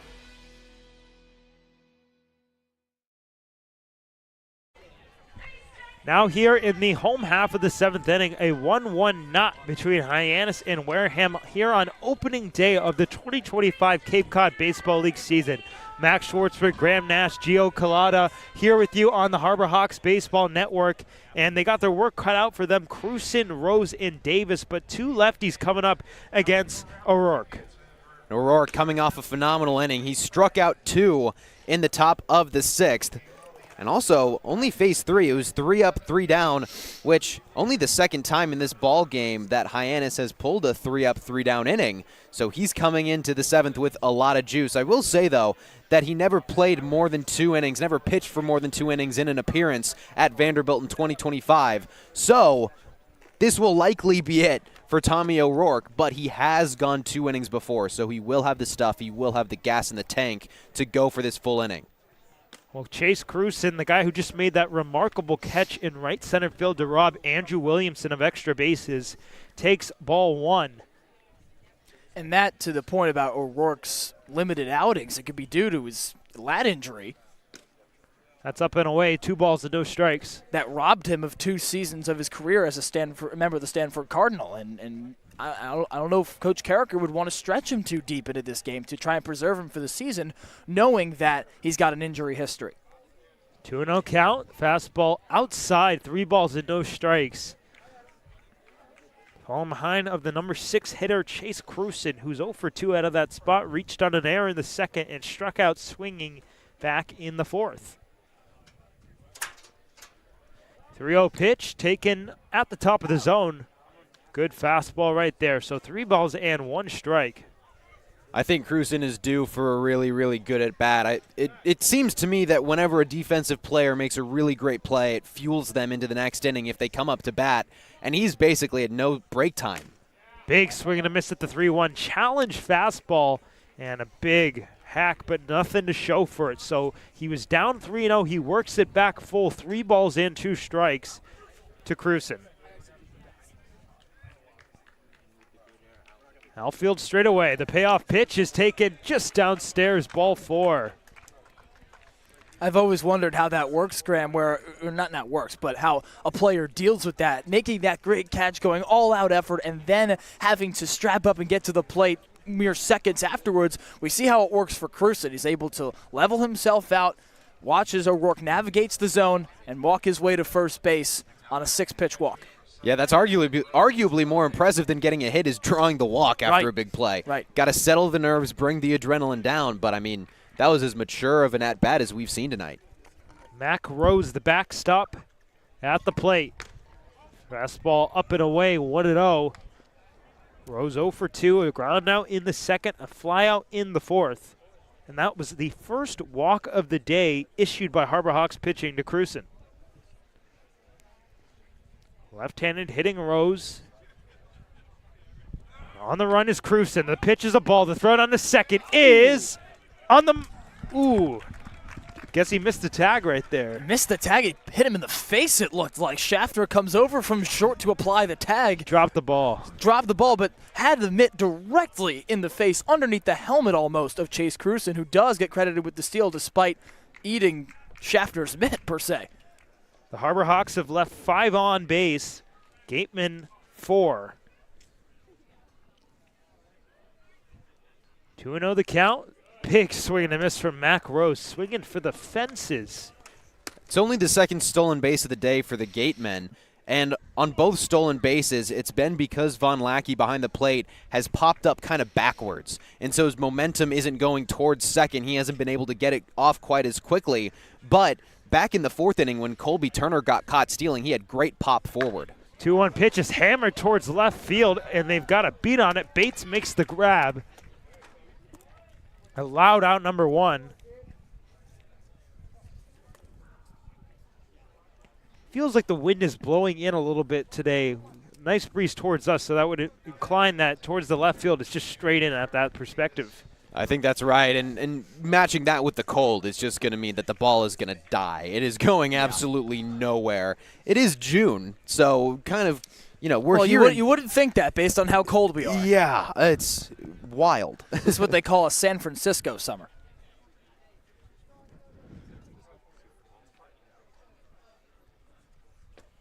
Down low, good back pick. That saved an extra 90 feet for the Harbor Hawks. Lackey corralling a missed breaking ball. For you California boys out there, and for those of you at home that appreciate writing, I believe it was Mark Twain that said the coldest winter of his life was the summer he spent in San Francisco. I would add Cape Cod to that conversation. Davis swings and misses, but it gets away from Lackey, so he saved the pitch on the one before, but this time Cruson able to advance 90 feet, and just like that, a fly ball or a deep ground ball to the infield could get it done, but you got to imagine the Harbor Hawks will most likely bring the infield in right here. But before that, Lackey going out to talk to Tommy O'Rourke. Actually give him a scouting report, just calm him down. A 1-1 tie, but the go-ahead run 90 feet away for the Wareham Gatemen. Those are back-to-back pitches from O'Rourke that were in the dirt, so I think Lackey just wanting to give him a second to gather himself. The infield didn't come to the mound with Von Lackey. It was just a one-on-one catcher and pitcher. And this is the scenario. This is usually when the catcher, it's his job to get the pitcher back on track. And the catchers usually know, okay, I got to pump him up or I got to settle him down. Looks like Lackey went with the settle. We'll see what happens on this next pitch. 1-1 upstairs. So it seems like a lot of the misses from O'Rourke, not all too close. And you got to imagine, once again, the cold has to be a factor in that. Just not easy to grip the baseball by any means. Guys don't feel like they're loose. It just, the cold continuously negates any sort of warm-up or feel they can have. 2-1 upstairs again. Corners are in for the Harbor Hawks. Bailey playing even with the cut at first, as does Velasquez at third. But Jared Davis in the driver's seat right here. And he gets hit for the second consecutive at-bat on the elbow guard.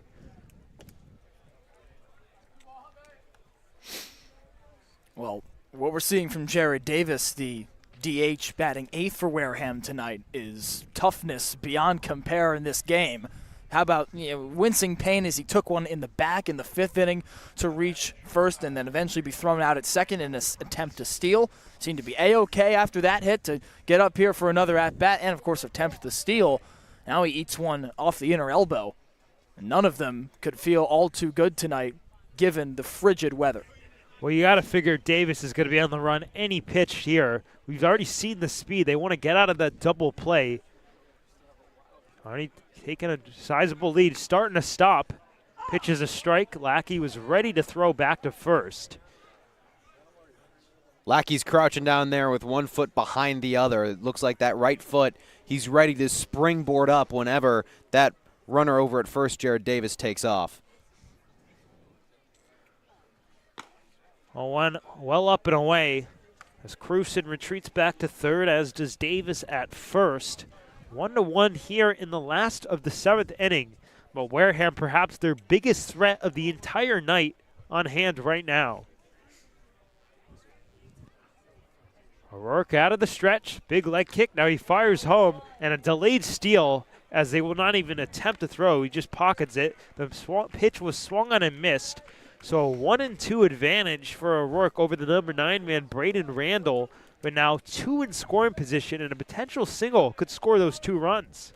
Von Lackey had been so quick to pop up after the first 2 pitches that I think Davis was just trying to throw him off, wait for a second, and then go, and Von Lackey didn't even stand up. 1-2 the count. Infield is in. The pitch is swung on and fouled into the infield. They're coming from all directions. The third baseman, Velasquez, is calling and making the catch in foul territory. A ginormous out number 2 as it turns to the top of the order. That is a dream out for Tommy O'Rourke. He couldn't have drawn it up any better. A pop out that stays in the infield, maybe just crept foul, but regardless, Velasquez just had to walk right over, make that snag, keeps the runners right where they are. They didn't even think about moving, and now that fly ball, that can't do any damage. Harbor Hawks walking on eggshells, but an opportunity to get out of it. The top of the order, Hayden Yost taking strike 1. The top 3 of this order have struggled. Only 1 hit for the first 3 batters. This is where the Harbor Hawks have kind of made their money on the pitching side. 0-1 the count. Pitch to Yost is swung on, fouled off to the left, out of play. Yet they haven't been awful at bats from these top 3 for Wareham. Graham, we've seen play protection here from Richie, or rather, I'm in the wrong spot, Randall, excuse me. And with runners both in scoring position, if he can break that seal, we're looking at a break of the seal in the scoreboard, a 1-1 tie here in the 7th. 0-2 pitch is grounded sharply to shortstop, played by Schaffner. He's got it, fires to first in time, and the Harbor Hawks get out of it unscathed. Well, 2 in scoring position for the Gatemen, but Tommy O'Rourke proves to be bigger than the Gatemen here in the 7th inning. We played 7 in a 1-1 tie between Hyannis and Wareham. We'll come back to the top of the 8th inning on the Hyannis Baseball Network.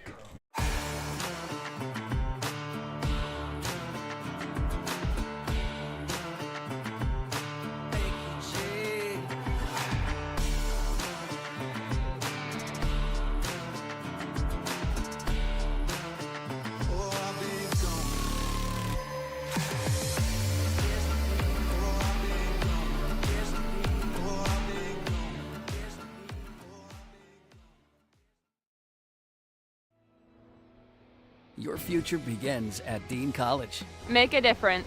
Leave your mark. Break the mold. Be a leader. Achieve unimagined heights. Believe in yourself. Make lifelong friends. This is your time. Your place. Your home. Your Dean. It all starts here at Dean College.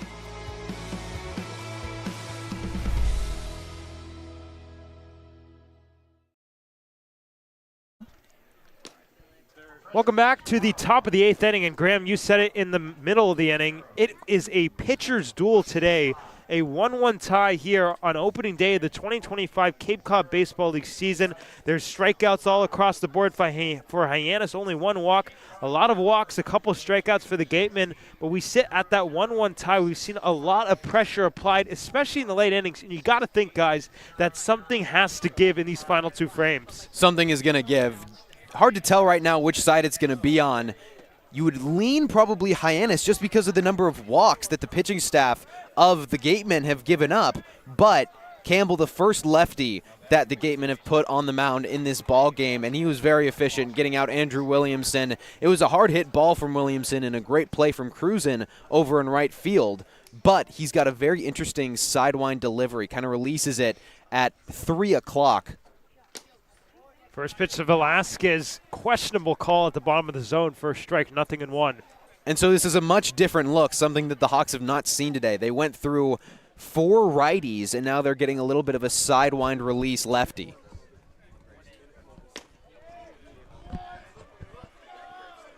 That'll catch the zone, or rather miss, 1-1.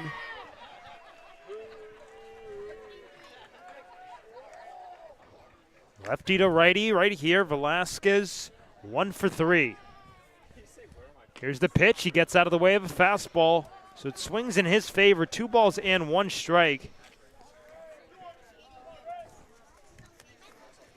And again, this is the most difficult stretch of the Hyannis order to have Velasquez, Bailey, and Lackey up in this inning for Campbell. Certainly onerous.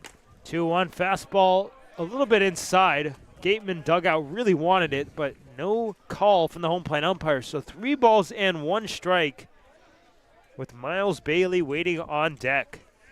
To go lefty, righty, lefty there too. It's switching up the approaches for Campbell. 3-1 pitch is taken downstairs, ball 4. The 6th walk of the day issued by Gateman pitching. And I want to add, you said that this is the hardest 3 in the batting order, Gio, and I think that's absolutely right. But then you look up at who 1 and 2 in the order are Matt Mura and Andrew Williamson. 1 through 5, even 1 through 6, is star-studded in this Hyannis lineup, which kind of puts a question mark on why there haven't been many hits. Bailey takes down low. But I think it's only a matter of time. These guys are so talented. They had great collegiate seasons, and so I think it's going to start to work itself out. But the more walks that they get, the more opportunities they're going to have. Well, the lack of hits more credit to each of these pitching staffs than anything. Bailey takes upstairs, and that'll warrant a mound visit from Mac Rose. He's had a couple of those today, and they've been largely successful. They've gotten some strikes from his pitchers. After it's concluded, we might see a pitching change right here. Looks to be a mound visit rather instead. But the count at 2 balls and no strikes with a runner on first base, the go-ahead run. Again, tied 1-1 in the visiting half of the 8th inning here on opening day at Spillane. And it's just been a pitcher's duel, to say the least. There's been some good swings on both sides, but largely not a lot of runs coming across the score because when push comes to shove, these pitchers have been able to execute and get their pitches to work. That's right. I mean, you look at the left on base numbers. Hyannis, they've left 7, and then Wareham, they've left 6. So both of these teams have had those runners in scoring position. They've had those runners on base, but they haven't been able to get it around. It's just been clutch. All of these pitchers have been so clutch when they need to be. There have been 1 run for both sides, but that's it. I mean, that's so good from the pitching. And with that many clutch opportunities in a row and clutch moments in a row, something will give. Check over at first, and Velasquez back head first safely.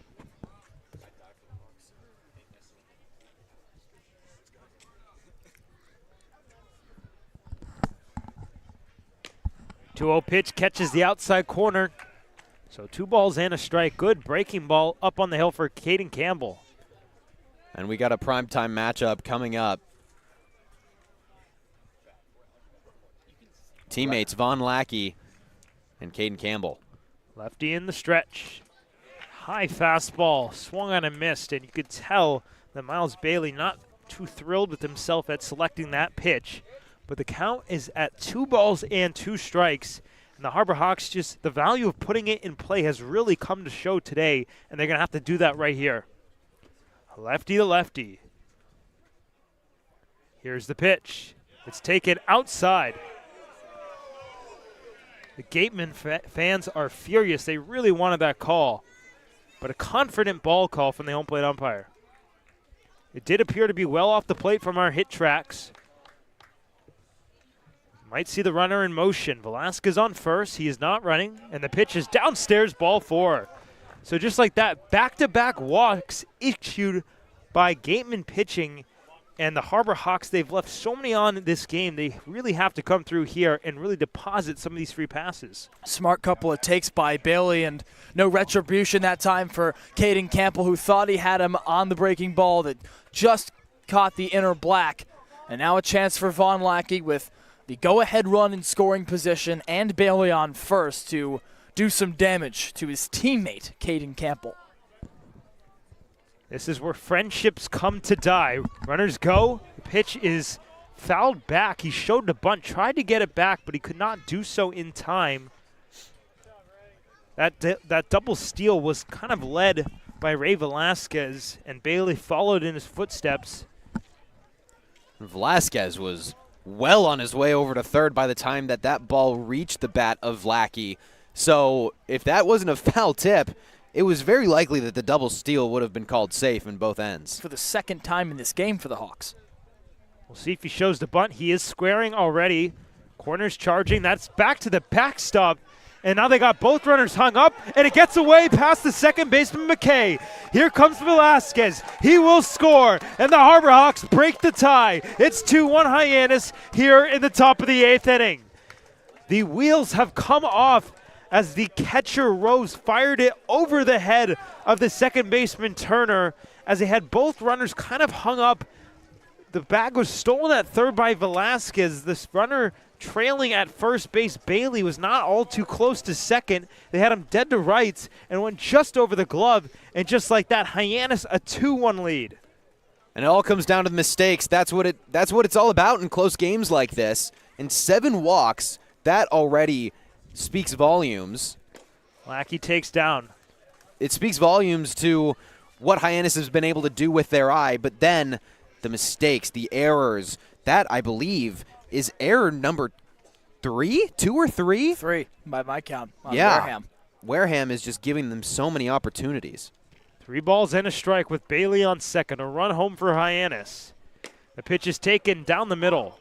So full count now. Errors all around as Hyannis have committed 2 of its own. So 5 total for the game. It hasn't been anything but clean baseball anywhere but the pitcher's mound, to say the least, tonight. And that, with the way this game has gone, that could very well be the difference. Look back at second. Campbell comes home with the 3-2. Lackey swings, grounds it to third. It gets eaten up by Shahan. He'll have no play at first base. As more push comes to shove, more salt in the wound, Lackey reaches at first in what most certainly will be another error. And wow, just some sloppy baseball as we mentioned, boys.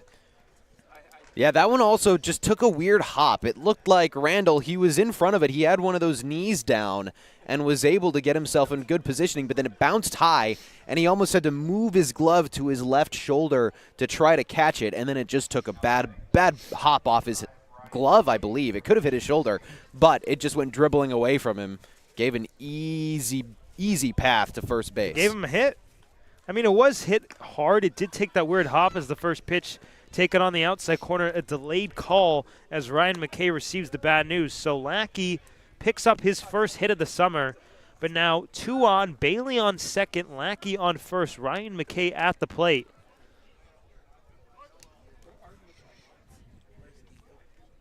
Left-handed hitter going lefty to lefty.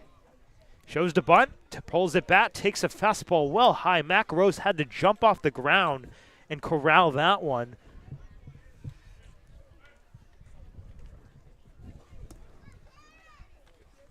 So 2 balls in, no strikes coming up to Ryan McKay, who stole a base after walking in his last plate appearance. Shows the bunt, tries to get it down. He cannot. They throw snap back to second. Briefly gets away into the outfield, but a nice backup by the center fielder, Hayden Yost. So the count moves to 2 balls and 1 strike, I believe. Or 1 ball and 2 strikes. All right, 2 people are telling me 2 different things. 1-2. Assist from Hayden Federico right here as he gets ready to face Campbell. So 1-2 the count. Apologize for the miscommunication. With Bailey on second, Lackey on first. Campbell sets, now comes home. And he swings and misses, strike 3. It's a positive at-bat for McKay despite the poor ending result of the strikeout. Saw a couple of shows for bunt there. That's a risk that I think the Harbor Hawks and especially Coach Carricker likes to see with 2 on and 2 aboard and nobody out.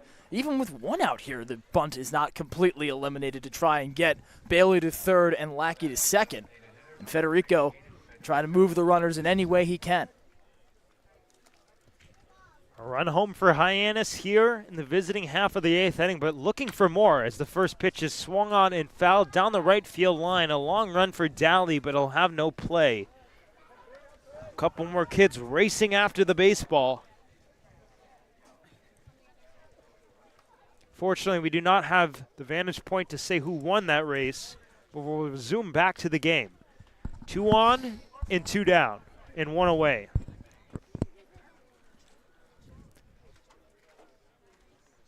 Look back at second. Now the pitch. Right there for strike 2.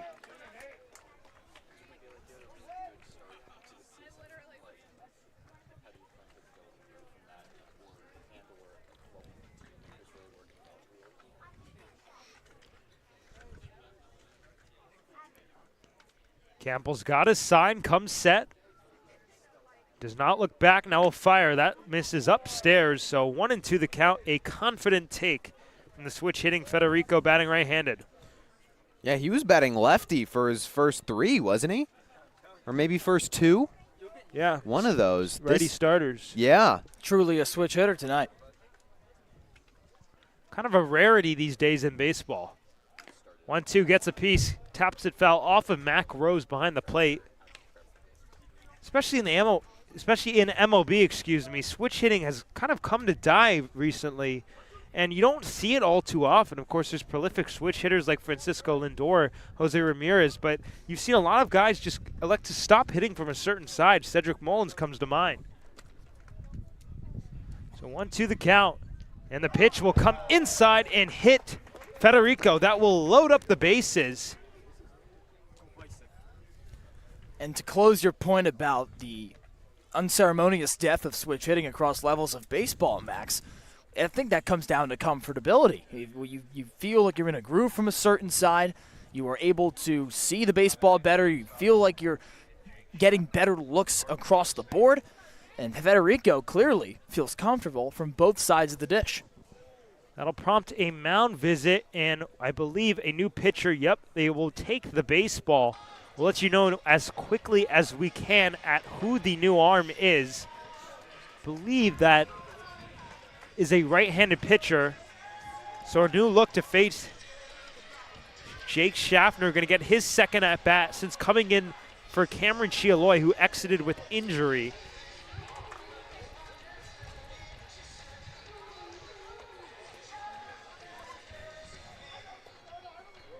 The Gatemen, they've got an interesting jersey. It's all blue with white pants. The back of the jersey has white numbers. The front has a dark red, so it's so hard to see as the pitchers come running up. Now, as the pitcher turns for the first time, we get a number. As it's Jacob Faulkner. Looks like he ended his 2025 season at Cornell. And wow, what an interesting stance he takes at the mound. Take a look at this, you guys. Crouches way down. His knees are pinched together. Craig Kimbrell-esque. Yeah, except he's not facing. Roki Sasaki in there. there. Right. He's not facing. Wow. Oh, submariner. A submariner who almost crouches to about 45-degree angle before he begins his windup. Pitches almost what looks to be exclusively from the stretch. Facing the third base side, the righty. And then he kicks that front leg forward as the back one goes back simultaneously with his trail leg. It's wow, I've never seen anything like that. He had a pretty good season, 4.14 ERA, 2 wins, 4 losses, 19 appearances. He did make 5 starts during his time with Cornell, 67 1/3 innings pitched. Only allowed 17 walks, struck out 55. So he had some good stuff. This is a much different look than anything that the Harbor Hawks have seen in this ball game. They've seen 3 righties and a lefty who was pretty sidewindy, not nearly as far down as this new pitcher. However, do you know I actually have a talent for throwing submarine? And I You do? actually tried it. One inning on the mound in Vegas. It was actually, unfortunately, a game after I made 4 errors in 1 inning. Not my proudest moment in left field. Like, truly, that was not my proudest moment. You know, we're down by about 10 runs. Coach puts me in the pitch, you know, whatever. I've always been good at throwing submarine. I hit the first batter. I'm like, okay, I'm going to just go normal. You know, I don't really remember what I did, but it just wasn't a good day at the ballpark for me. It wasn't my finest hour, but, I mean, it's impressive is what I'm trying to say. My long-winded way of saying that. To be able to have different pitches to throw consistent strikes as coming up to the plate with the bases loaded is Jake Schaffner. The bases are flocked with Hawks. Bailey at third, Lackey at second, Federico at first. Schaffner at the plate, singled in his first at-bat since coming in. The pitch. At the bottom, but too low, 1-0. Good. it is impressive, Max. I do just want to remind you, though, that what happens in Vegas stays in Vegas. So we will not bring up your errors for the rest of the season, my friend. Thank you. Infield is in. Pitch is fouled back. I still marvel at this windup from Jacob Faulkner. He crouches down again to that 45-degree angle. The heels turn inward. He kicks that lead leg into his inner right heel for the righty as he faces third base and deals exclusively from the stretch. And I'll tell you, that ball's got some velocity on it. 1-1 the count. Pitch misses down low. I believe that looked like a little bit slower, so could we be seeing a changeup right there, potentially? It looks like he's got everything in the arsenal, too, and that, again, doubly impressive to be able to locate the strike zone and feel comfortable about your pitch variety as a right-handed pitcher, pitching to what looks to be a stretch of lefties here, rather what is a stretch of lefties. 2-1, way out ahead. Good off-speed pitch. And good strikeouts. 2-2 the count now. Ooh, almost. Let's hope not. Jump the gun there, Faulkner. Faulkner stares in, gets his sign, stands like Sasaki. Now he comes home. Roki Sasaki, that is. Outside. So I wonder if there was any influence there. So 3-2 the count. It's time to party here in the 8th inning. Bailey at third, Lackey on second, Federico at first. The payoff is outside, ball 4. Another walk, the 8th of the day, walks in a run, as if the Gatemen needed any more freebies for Hyannis, and a tough start to the day for Jacob Faulkner. Schaffner picks up an RBI. That is walk number 8 for this pitching staff. Also 3 hits by pitch. That's 11 free trips to first base for the Hyannis Harbor Hawks. That's not going to cut it if you're Wareham. First pitch down low. 1-0. Charlie Bates looking for his first hit of the summer. A ground out, a strikeout, and a ground out. 1-0. Here's the pitch. It's taken a little bit down and away, so 2-0 the count. Fans continue to complain about that outside corner. We'll see in a moment when our track data comes back. It was outside, not by much. Right in that buffer zone, but does it's a look subjective like call at that point. Yeah.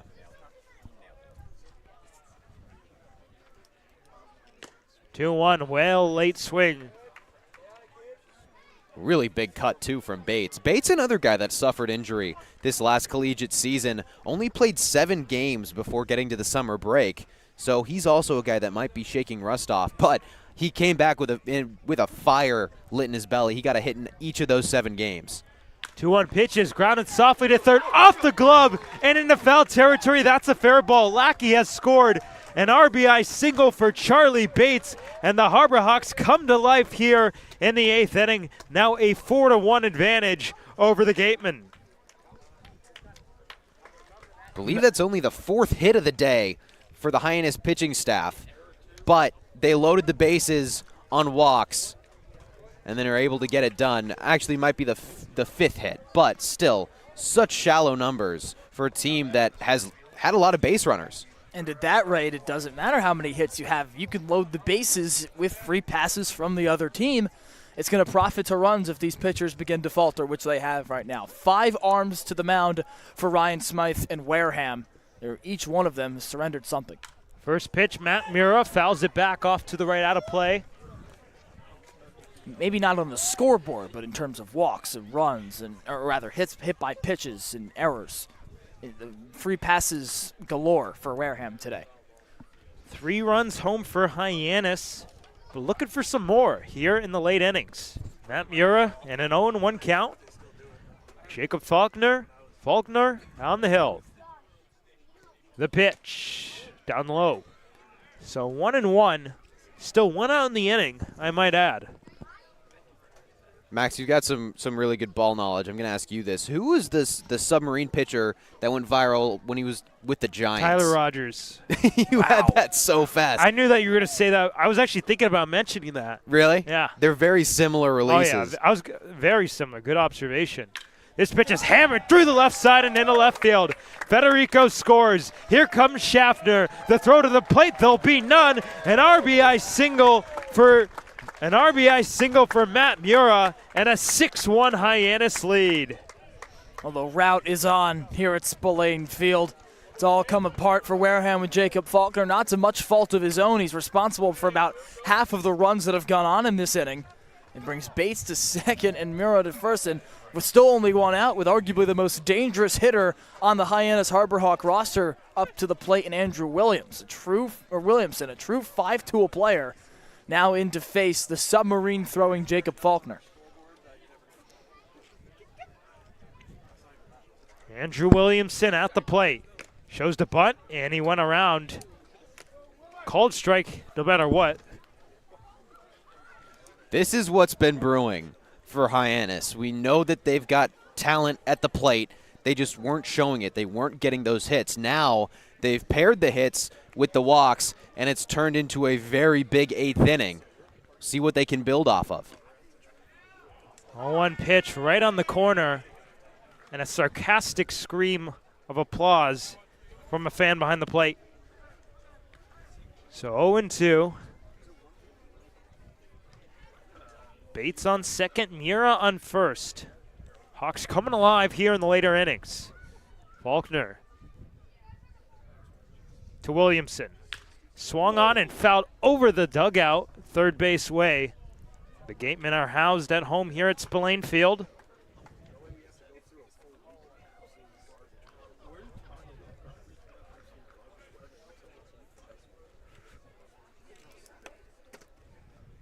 Wow, my score sheet this inning is all over the place. Lots of different colors, lots of runs. In the stretch, Faulkner's 0-2. Williamson gets out of the way of that one. 1 ball and 2 strikes.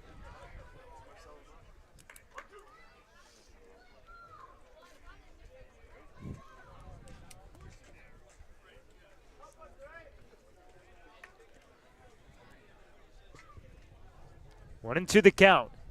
And the pitch, thought about it, he checked his swing. Did he go? No, he did not. If you guys remember, Williamson had that somewhat anticlimactic end to the 4th inning where he controversially checked his swing and struck out to end the 4th inning. But stays alive here. Now a 2-2 count. Faulkner comes set. He's got his sign. Takes a look back at second. Now he'll come home. And that'll come inside and hit Williamson, another hit batsman. The second of the inning. And just like that, the Harbor Hawks have batted around. And reloaded the bases for, again, the most dangerous stretch in the Hyannis Harbor Hawk order, beginning with Mira, going to Williamson, to Velasquez, to Bailey, Velasquez at the plate now, Bailey on deck with Lackey in the hole. It's an absolute gauntlet for Wareham pitching. Faulkner still in the game with some motion from a lefty, it seems, in the Wareham bullpen. Just an arduous stretch, to say the least, for the Gatemen. First pitch to Velasquez, down low.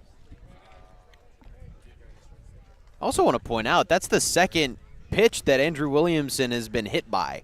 He has been a magnet in this ballgame. He also drew a walk. That's 3 free passes over to first base for number 13 alone. 1-0 pitch. That one almost hit Velasquez. He had to get his foot out of the way. So the wheels are kind of coming off of this Gateman pitching staff here in the 8th inning. Of course, 5 runs home and counting. Still only 1 out in the inning. Potential ground ball double play is in order, but Velasquez is going to be looking to elevate and celebrate.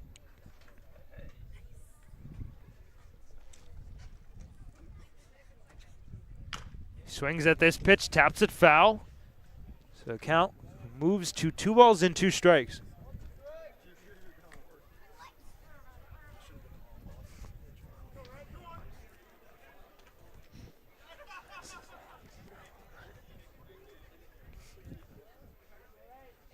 Bates at third, Mira on second, Williamson on first in the visiting half of the 8th. The pitch is taken down low. So 2-2, 3-2 the count now. This is Velasquez's first look at the submarine pitcher. It was Caden Campbell that led off this inning on the mound, but about halfway through was when he came out. It is a 3-run count, actually. And the pitch is fouled. Ooh! Thank goodness it didn't kill one of the bat boys. That got through.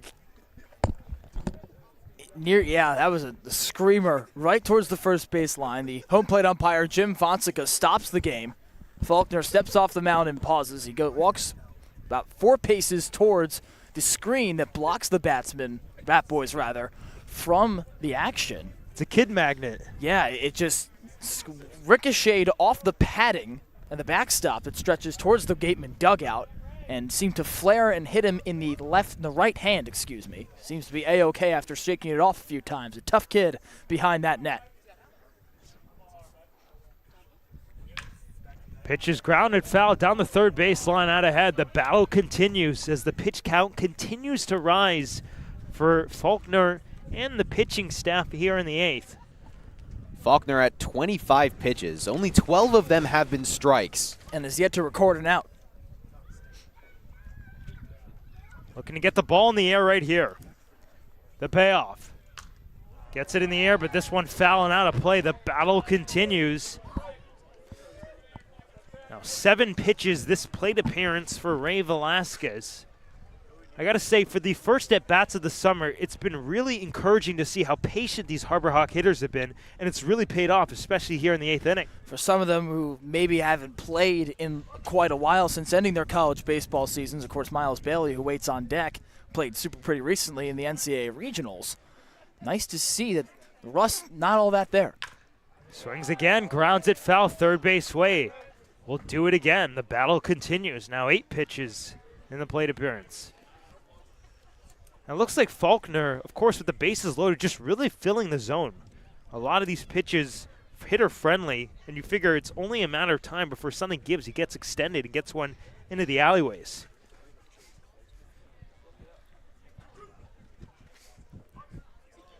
They're at every base. Here's the payoff. And it's taken down low, ball 4. So the second walk of the inning for Ray Velasquez is an RBI. That's the craziest stat of it all, that not only have the Harbor Hawks batted around, but have completed the symmetry on the front and back ends of that traverse through the order. Fernando Tatis of walks. As Velasquez begins the inning with a walk and eventually scores on the throwing error from the catcher Rose. As that will end Faulkner's day, and then he puts Velasquez on base a second time as the 10th batter to come to the plate in the 8th inning for the Harbor Hawks. Well, this game was not a fast-paced game, but it was relatively on pace for, what you'd expect, maybe 2.5 hours, 3 at most. But this inning alone has been over 30 minutes. And you got to figure that also maybe put a little bit of pressure on Harbor Hawks pitchers, but of course no complaints with the way the offense is really starting to click. Now a 6th spot up in the 8th, and what's elongated into a 3-hour game, a start time of, nearly a 3-hour game, a start time of 6:04 on this Cape Cod Baseball League opening day. We're just a minute shy of the 3-hour mark. Still 3 half innings to play here at Wareham. So Bates comes in to score. Now Mura at third. Mura at third, and at first is Velasquez. Williamson at second.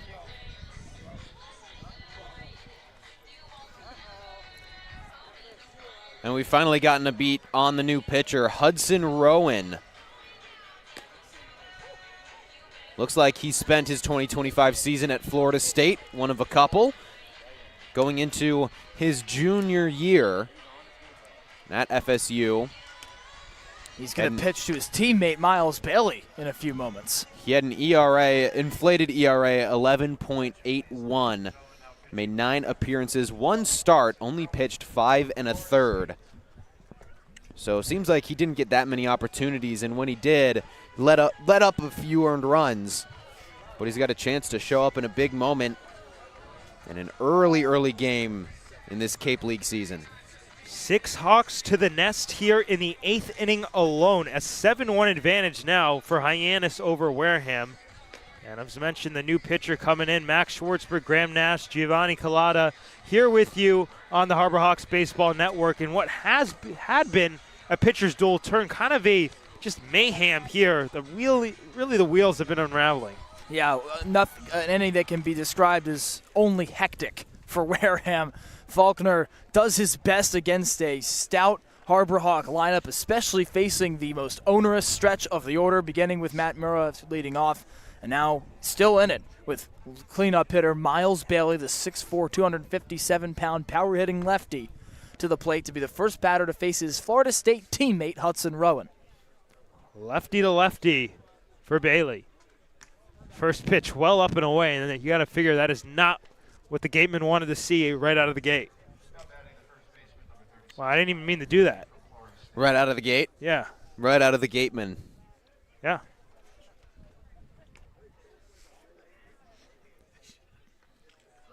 One-0 pitch, a late swing, and an even count at 1-1 with Mura 90 feet away from another Hawks run.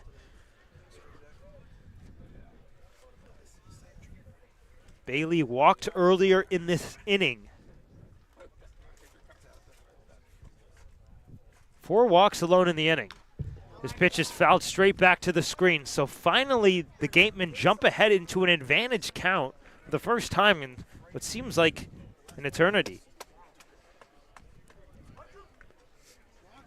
Correct me if I'm wrong, guys, but it's felt like the lefties have had more success against this Hawks batting order in this ballgame. We haven't seen as many lefties, but when the lefties come up, pitch misses down and away.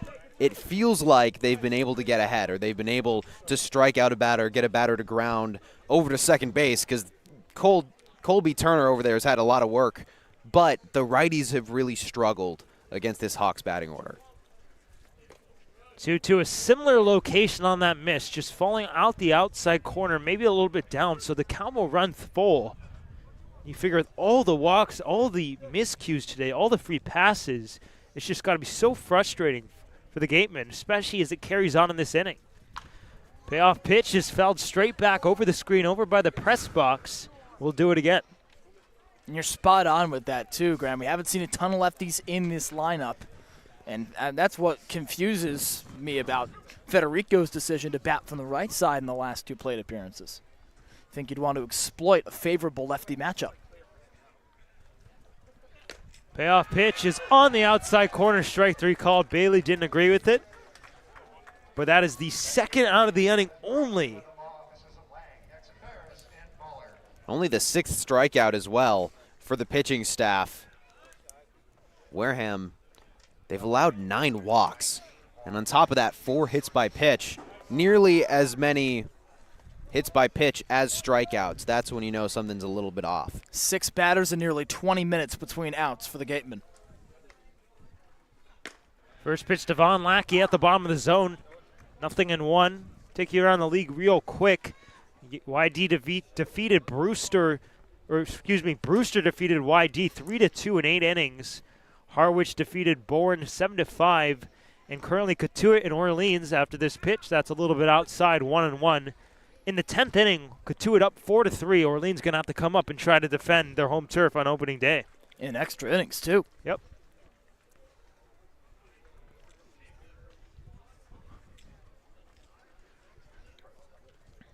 One and 1 the count. And now the pitch. Lackey takes down and away. It's going to come home. Here's the throw to the plate. Mura is out. Hopefully he's okay. A little bit slow to get up. But what has finally ended over a 30-minute inning. 6 runs come home for Hyannis. Now a 7-1 advantage over the Gatemen. We'll head to the home half of the 8th inning on the Harbor Hawks Baseball Network. You can make any bat feel lighter by adding a velo puck knob. Instead of having to go get a whole entirely new bat, you can simply add the puck to it. Players can use this with any bat. It's basically going to shift the weight of the bat a little bit more towards the hands. Players are able to hit the ball a lot harder just by simply adding the puck on.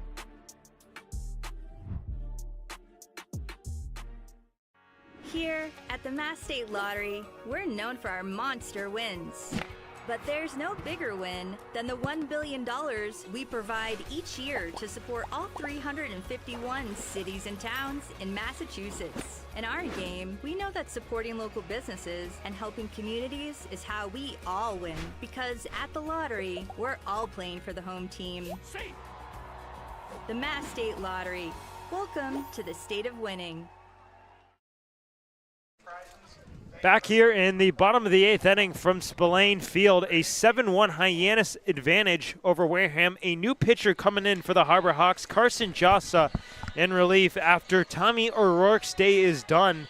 And O'Rourke, on his tail of the tape, he went 2 innings, no hits, no runs, 1 walk and 2 strikeouts. So the Harbor Hawks pitching staff, I think with the way that last inning went, kind of get lost and people forget how well they pitched so far this game.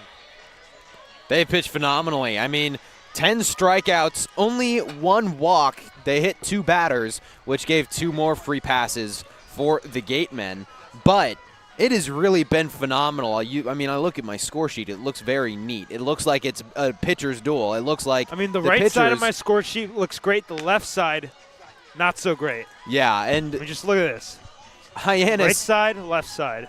Hyannis is turning to a combo relief pitcher starter who is rising to the now sophomore level, redshirt sophomore at Nebraska, one of few Big Teners on this Hyannis team, but he struggled a little bit at Nebraska in 2025. 8.68 ERA over 11 appearances, made 4 starts, and didn't even pitch 20 innings. So it looks like, at least as of now, Hyannis is going to him as a relief option. We'll see how he does, because in his last relief appearance, he had a very clean score sheet. 2/3 of an inning pitch, no hits, no runs, no earned runs, 3 walks and a strikeout. So they'd love that kind of inning from him right now to see if they can just close this game out, go away with a 1-0 record. So Vance Sheehan at the plate.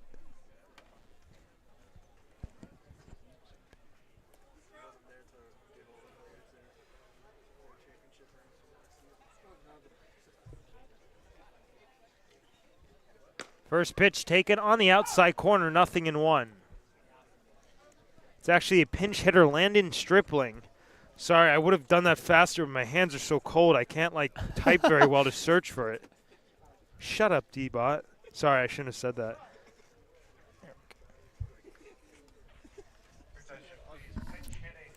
I also didn't get helped by the fact that the PA announcer seems to be asleep. He's only now addressing the new. Stripling, 6-foot rising junior at Florida. Had a 264 average for the Gators. Played in 43 games and 33 starts at first base. He struck out just 3 times and drew 8 walks and 3 hits by pitch in his final 17 games of the season. That's 47 at-bats. Really, really good end to his sophomore year at Florida. I'm sure he's hoping he can carry that into the summer. Yeah, 6 multi-RBI performances, 5 multi-hit games. Very illustrious production. Big swing and a foul back out of play. So count remains 0-2.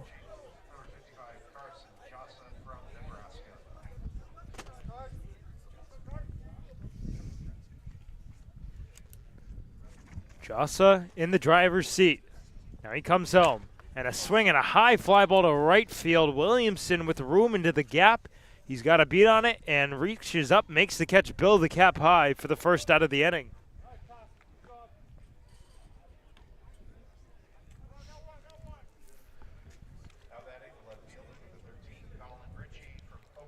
So there's so many lefties in this lineup for the Gatemen. They came in with 6 lefties in the starting lineup, but now because Shahan has been pinch hit for, that the first 4 hitters of this lineup, all lefties. Colin Ritchie takes down low. Single all the way back in the first inning, about 3 hours and 13 minutes ago, but since then he struck out twice, both swinging. And if I'm not mistaken, I believe all the strikeouts for the Harbor Hawks in this game have come by swinging. Grounds this one to shortstop straight away. Schaffner has it, gobbles it up, spins, now fires in time. A couple of quick outs for the Harbor Hawks. They want to get out of the cold, too, and salt away. First win here in 2025 against the team the Harbor Hawks clinched the West Division Championship against, the regular season championship, against Wareham in the second to last game of 2024. Trying to bookend a couple of meetings with the Wareham Gatemen with wins. Both of these teams also with early playoff exits. They both lost in the opening game, so they've got a little chip on their shoulder coming into 2025. Ty Daly takes down low. Breaking ball from Carson Jossa. Daly 2 for 3 from that 4th spot in the order. A single in the first, a double in the third, and then a pop out in the 6th. Want to know the count? In the stretch. Here's the pitch. Fastball up and away. So count goes to 2 balls and no strikes to the left-handed hitting Daly.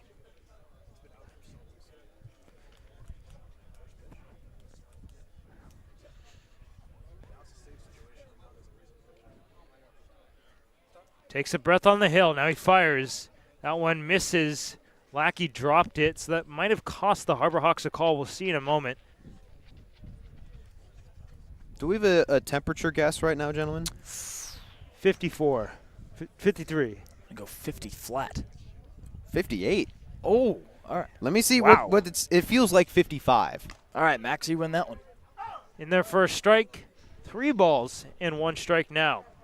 I have a feeling that for the rest of the season, if we do that again, the answers will be more like 90 because it'll be hot. I sure hope so for these players' sake. Yeah, it is a cold one.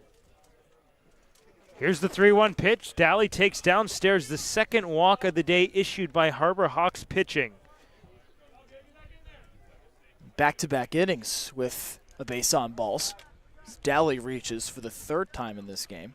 Or rather, 2nd time. Oh, no. Yes, 3rd time in this game. I think some of the cold is that we're just sitting here. We're stationary, and that's just like not helping our cause. Maybe if we were walking, it wouldn't feel as chilly as it does. I haven't shivered in a while, but I'm shivering right now. It's been a while. That's surprising, seeing as you go to school in Boston. Yeah, I feel you like got to dress warm, though. Pitch is swung on and fouled off himself. That is Colby Turner at the plate. A single back in the 4th inning.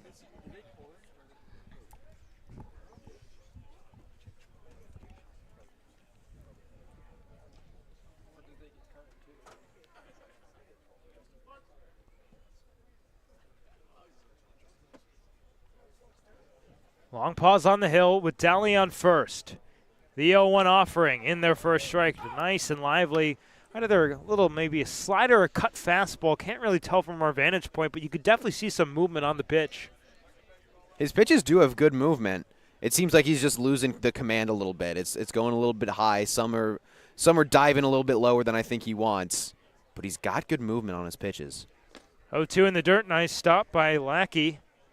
No harm, no foul, as Daly remains anchored at first base. 7-1 Hyannis the lead here in the bottom of the 8th inning and the opener of the 2025 season here in the Cape League. So the 1-2 count coming up to Colby Turner. The pitch taken off the plate. That looked like a slider. So count is evened up at 2 balls and 2 strikes apiece. Hyannis plated 6th in the 8th inning, but since then, or before then, both the Harbor Hawks and Gatemen traded runs in the 3rd, 1 run each. 2-2 fouled off of Lackey, seems to be okay. So battle continues between Turner and Jossa. There are 2 outs on the scoreboard, so Hyannis can get out of this inning with 1 swing or with 1 pitch, but the 2-out rallies, those are always the most dangerous. That's when teams can just kind of go on crazy streaks, and Hyannis does not want to start that with a 7-1 lead. 2-2 pitch, late swing, and he just gets a piece, fouls it back. He hitched, he double pumped it. He went and then went back and then went through. That pitch was a lot slower than he intended or than he expected. So impressive to get the bat on the ball. Daly remains at first base. The 2-2 pitch coming up once again. It's swung on and skied a mile into right field. Andrew Williamson's been busy. He comes in, calls, and catches out number 3 here in the 8th inning. Well, the book is closed on the Gatemen here in the home half of the 8th inning. A 7-1 Hyannis advantage as we head to the final inning of play. A 7-1 lead here on the Harbor Hawks Baseball Network.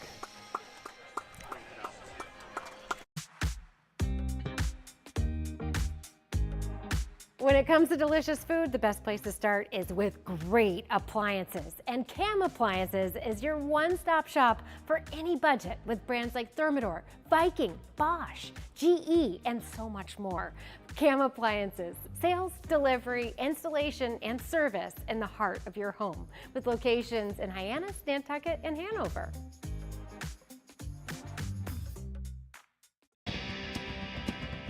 If you need to dig, lift, move, grade, clear, or cut, pump, weld, clean, light, and just about anything else, dial up the rental source for the newest and the most reliable equipment in New England. Staffed with equipment and construction experts, Milton Rents, your local source. Well, we finally made it to the 9th inning here on a cold night in Wareham. A 7-1 Harbor Hawks lead on opening day over the Wareham Gatemen.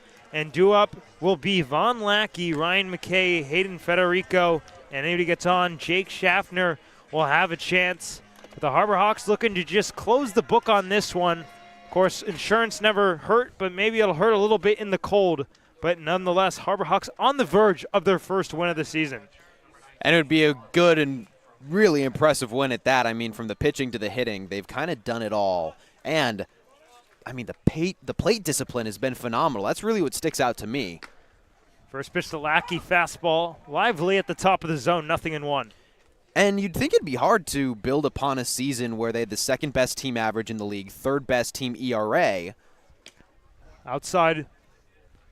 But they have shown signs that they are capable of reaching those numbers and building upon those numbers. And it's so hard when you're in a summer league where the team basically changes from top to bottom every year.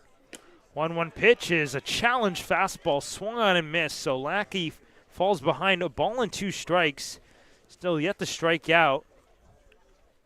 Only 6 strikeouts for the Hawks today at the plate. That has not been the same case for the Gatemen. So 1-2 the count. As Rowan in the driver's seat. Pitch misses upstairs.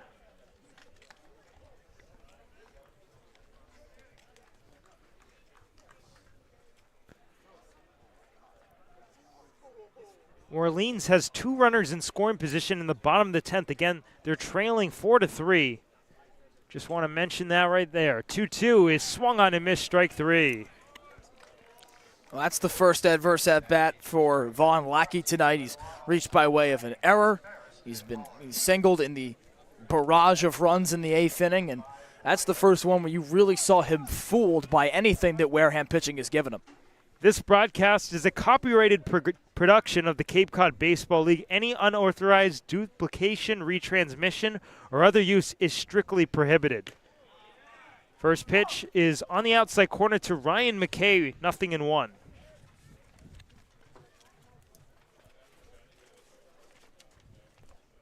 This is the 5th time through this batting order for Hyannis. Upstairs, ball 2. That is just... That's far too many if you're looking from the Wareham side, and if you're looking for the Hyannis side, that's exactly what you're looking for. They have had so many opportunities, so many chances for these guys to see different types of pitches. Spikes this one at the backstop, falls behind 3-0 to Ryan McKay. McKay still looking for his first base hit today. The only time reaching base was on the 6th inning. Stole a base while he was at it. Hawks have a couple of those today. Fouls this pitch, swinging 3-0. 2-2, my apologies. Wow, I was well off. I wonder if we can make those stats for Hayden Federico a couple of broadcast assists, much less from the outfield. Much appreciated. 2 for 2. Swings and misses here. A loud scream on the hill from Hudson Rowan. Still something to be excited about. Back-to-back Ks for Rowan, the 8th of the night for Wareham pitching, and the 2nd of the game and in a row for the Florida State southpaw, Hudson Rowan. Wareham, they had 4 strikeouts going into the 8th inning, and then have had 4 since then. They have really picked it up, and have picked up just the number of strikes that they've thrown as a team in the past inning and a half. First pitch to Federico at the top of the zone.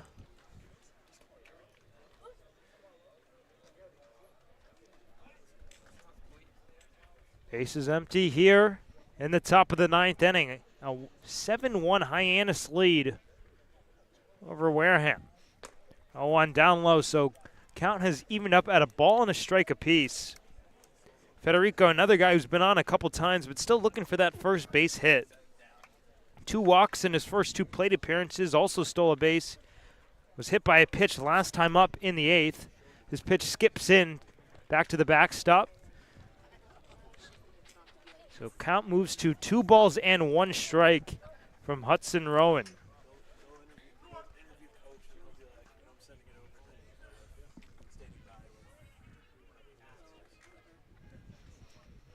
Two-one pitch is softly grounded to shortstop, played nicely over there by Randall, throws on the run and in time to retire the side. Harbor Hawks go down in order here in the 9th inning, and it's time to close it out and get that first win of the season. A 7-1 Hyannis lead over Wareham as we'll head to the bottom of the 9th inning on the Harbor Hawks Baseball Network. When it comes to delicious food, the best place to start is with great appliances. And Cam Appliances is your one-stop shop for any budget with brands like Thermador, Viking, Bosch, GE, and so much more.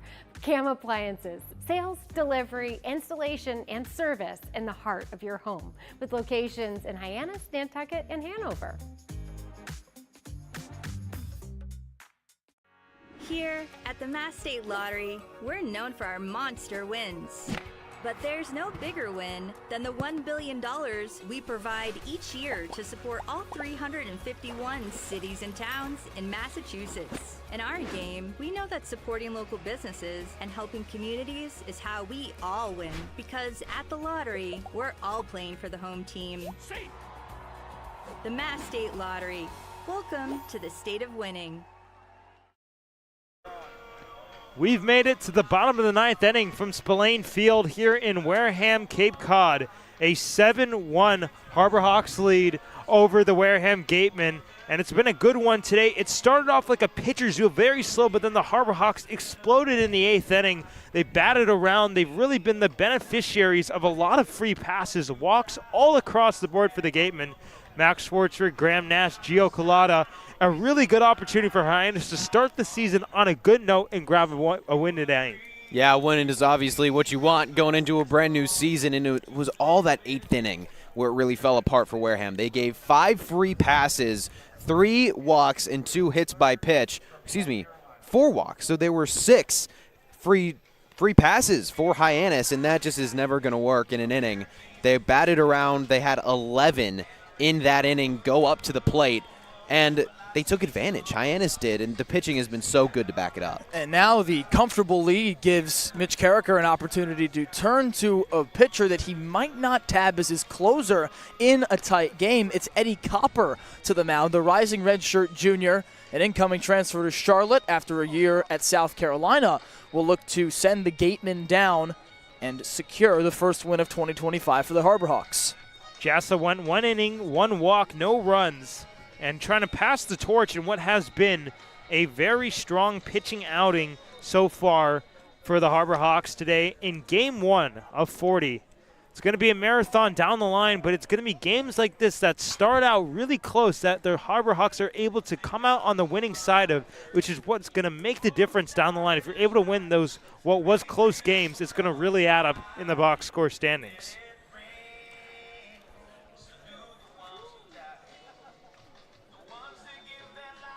So stepping up to the plate, I believe, will be a pinch hitter.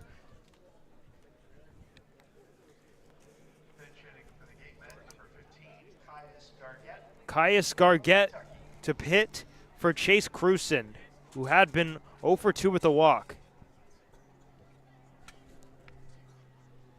Right-handed hitter takes strike 1 at the bottom of the zone. Lively fastball from Eddie Copper.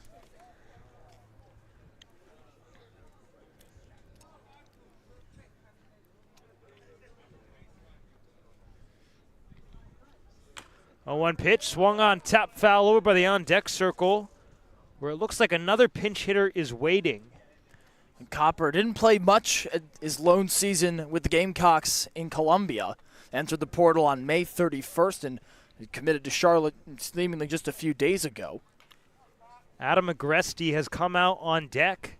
As the 0-2 pitch, he most certainly went around.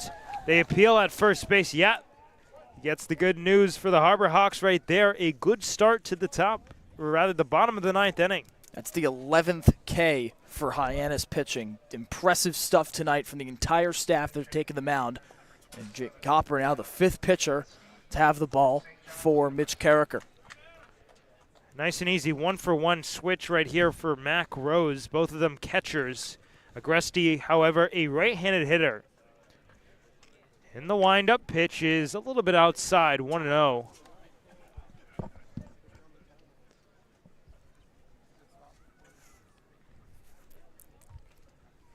Looks like another pinch hitter has come out on deck. 1-0 pitch is slowly grounded to the third base in fair territory off the glove of Velasquez, and Agresti will reach. We'll see what the ruling is right there. Looked like he probably should have made that play, but we'll see. It would have been a hard play regardless, and it was kind of chopping away from Velasquez over at third. So I do see a world in where they call this a single, but it is true that Velasquez, he kind of faded away from the ball instead of going right into it, getting it in stride, turning and throwing. So really just up to the score at this point.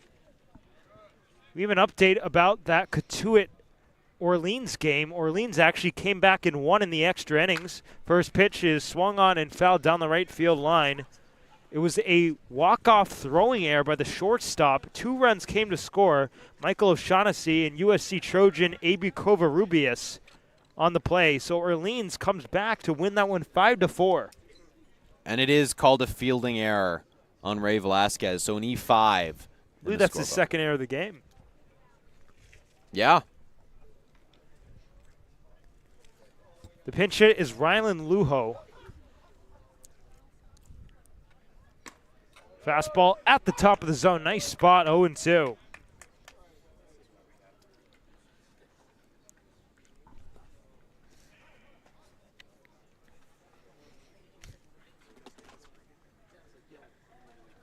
Long pause for Copper on the hill. Looks back a couple times. Now he fires. That's down and away. 7-1 Harbor Hawks here with 1 out in the 9th inning. An explosive 8th inning for Hyannis. It was a 1-1 tie up until that point. Lots of donuts until the 8th. Copper a pause. Now he fires back into the dirt. Picked by Lackey, but he'll get away briefly. That'll be a wild pitch. And to second goes Adam Agresti. Yeah, fielder's indifference there. No point for Lackey with 1 out. Just 1 on. A 7-1 cushion for his Harbor Hawks. Allow Agresti to just take the bag.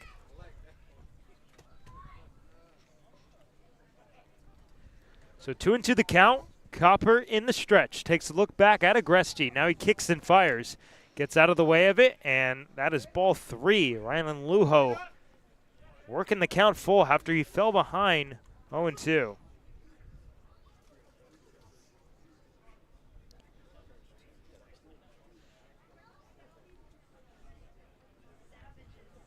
Here's the payoff. It's broken bat, chopper to shortstop, charged by Schaffner, throws on the run against the grain, and in time, nice play.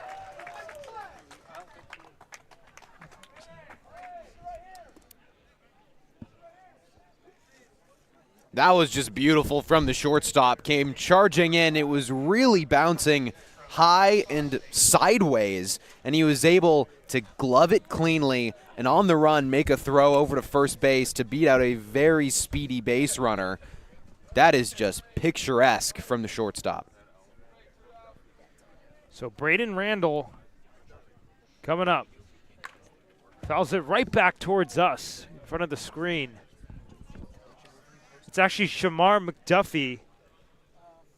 So that is 4 straight pinch hitters for the Gatemen. 2 of them switching handedness too, from lefty to righty each time. Well, tardy swing at the 0-1. Fastball elevated by Eddie Copper. And just like that, the Hyannis faithful will get on their feet. 0-2 the count. A runner at third, and a 7-1 Harbor Hawks lead here on opening day. Copper a pause. Now he comes home. The pitch is fouled back. We'll do it again. And shout out to the few fans, and mostly Hyannis and Wareham interns, that have braved the cold in what is an uncharacteristic frigid temperature here at Spillane Field. Outfield and no doubles defense. 7-1 Harbor Hawks lead here in the 9th. Copper has his sign. Now he comes home. The pitch is ripped on the ground, and that's a fair ball down the right field line. That will score a run as McDuffie is on his way to second. The throw in is good, but it gets dropped. He probably was safe no matter what, but now it's 7-2. And if it's any consolation there for Wareham, you get a run off some small ball. Agresti with a run all the way around the base paths. Luho grounds into the double play, and McDuffie scores with an RBI, gets the RBI double. So Hayden Yost coming up for the 5th time tonight. Still looking for that first hit. 0 for 4 day at the plate. Struck out in the first, reached on a throwing error by the starter for the Harbor Hawks, Will Libert. Was grounded out in the 5th and the 7th. Quiet day in his Cape 2025 debut. First pitch, fastball just a bit high, 1-0. Chance here for Yost to continue to add some reps for consolation, if anything. Of course, 39 games after this one. 1-0 pitch off the plate, 2 balls in, no strikes. I will say he's been consistent with that part of the plate. Well, that's the core of the Cape League as a whole, is to get reps and to get better and bolster draft stocks alike. And that's exactly what these at-bats are not meaningless. 2-0 right at the top of the zone. 2 balls and 1 strike. Falmouth currently leads Chatham 1-0 in the bottom of the 9th inning with 2 outs.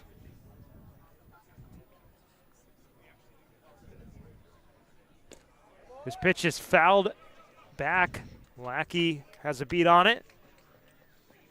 So count at 2 balls and 2 strikes.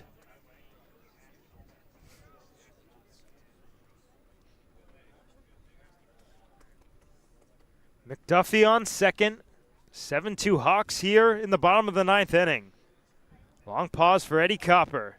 Now will come home. Pitch is fouled straight back. Reached the 3 hours, 37 minute mark of this one. First pitch just so long ago.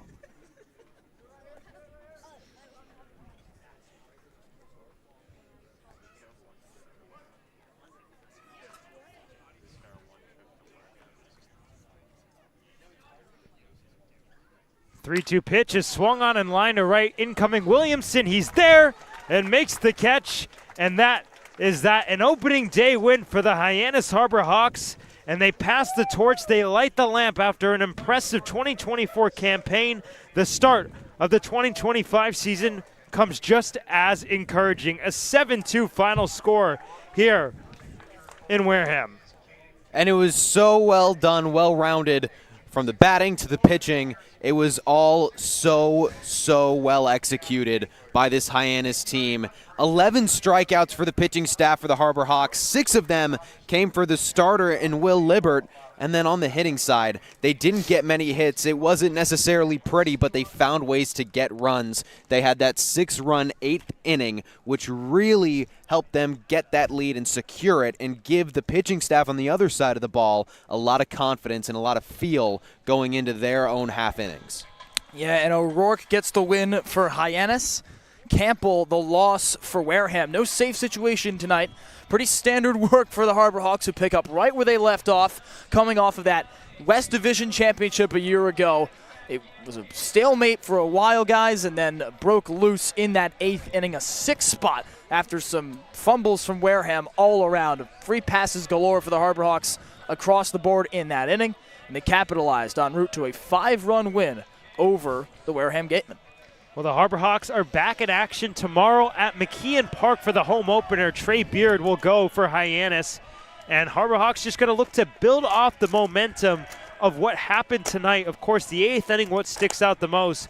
But before we go, a couple people we want to thank. Broadcast producers Charlie Adams, Daniel Bottolino, Sam Montag, our sideline reporters Ava Fernandez and Ethan Wax. For Graham Nash, Gio Collada, I'm Max Schwartzberg saying thank you guys so much, and we'll see you tomorrow.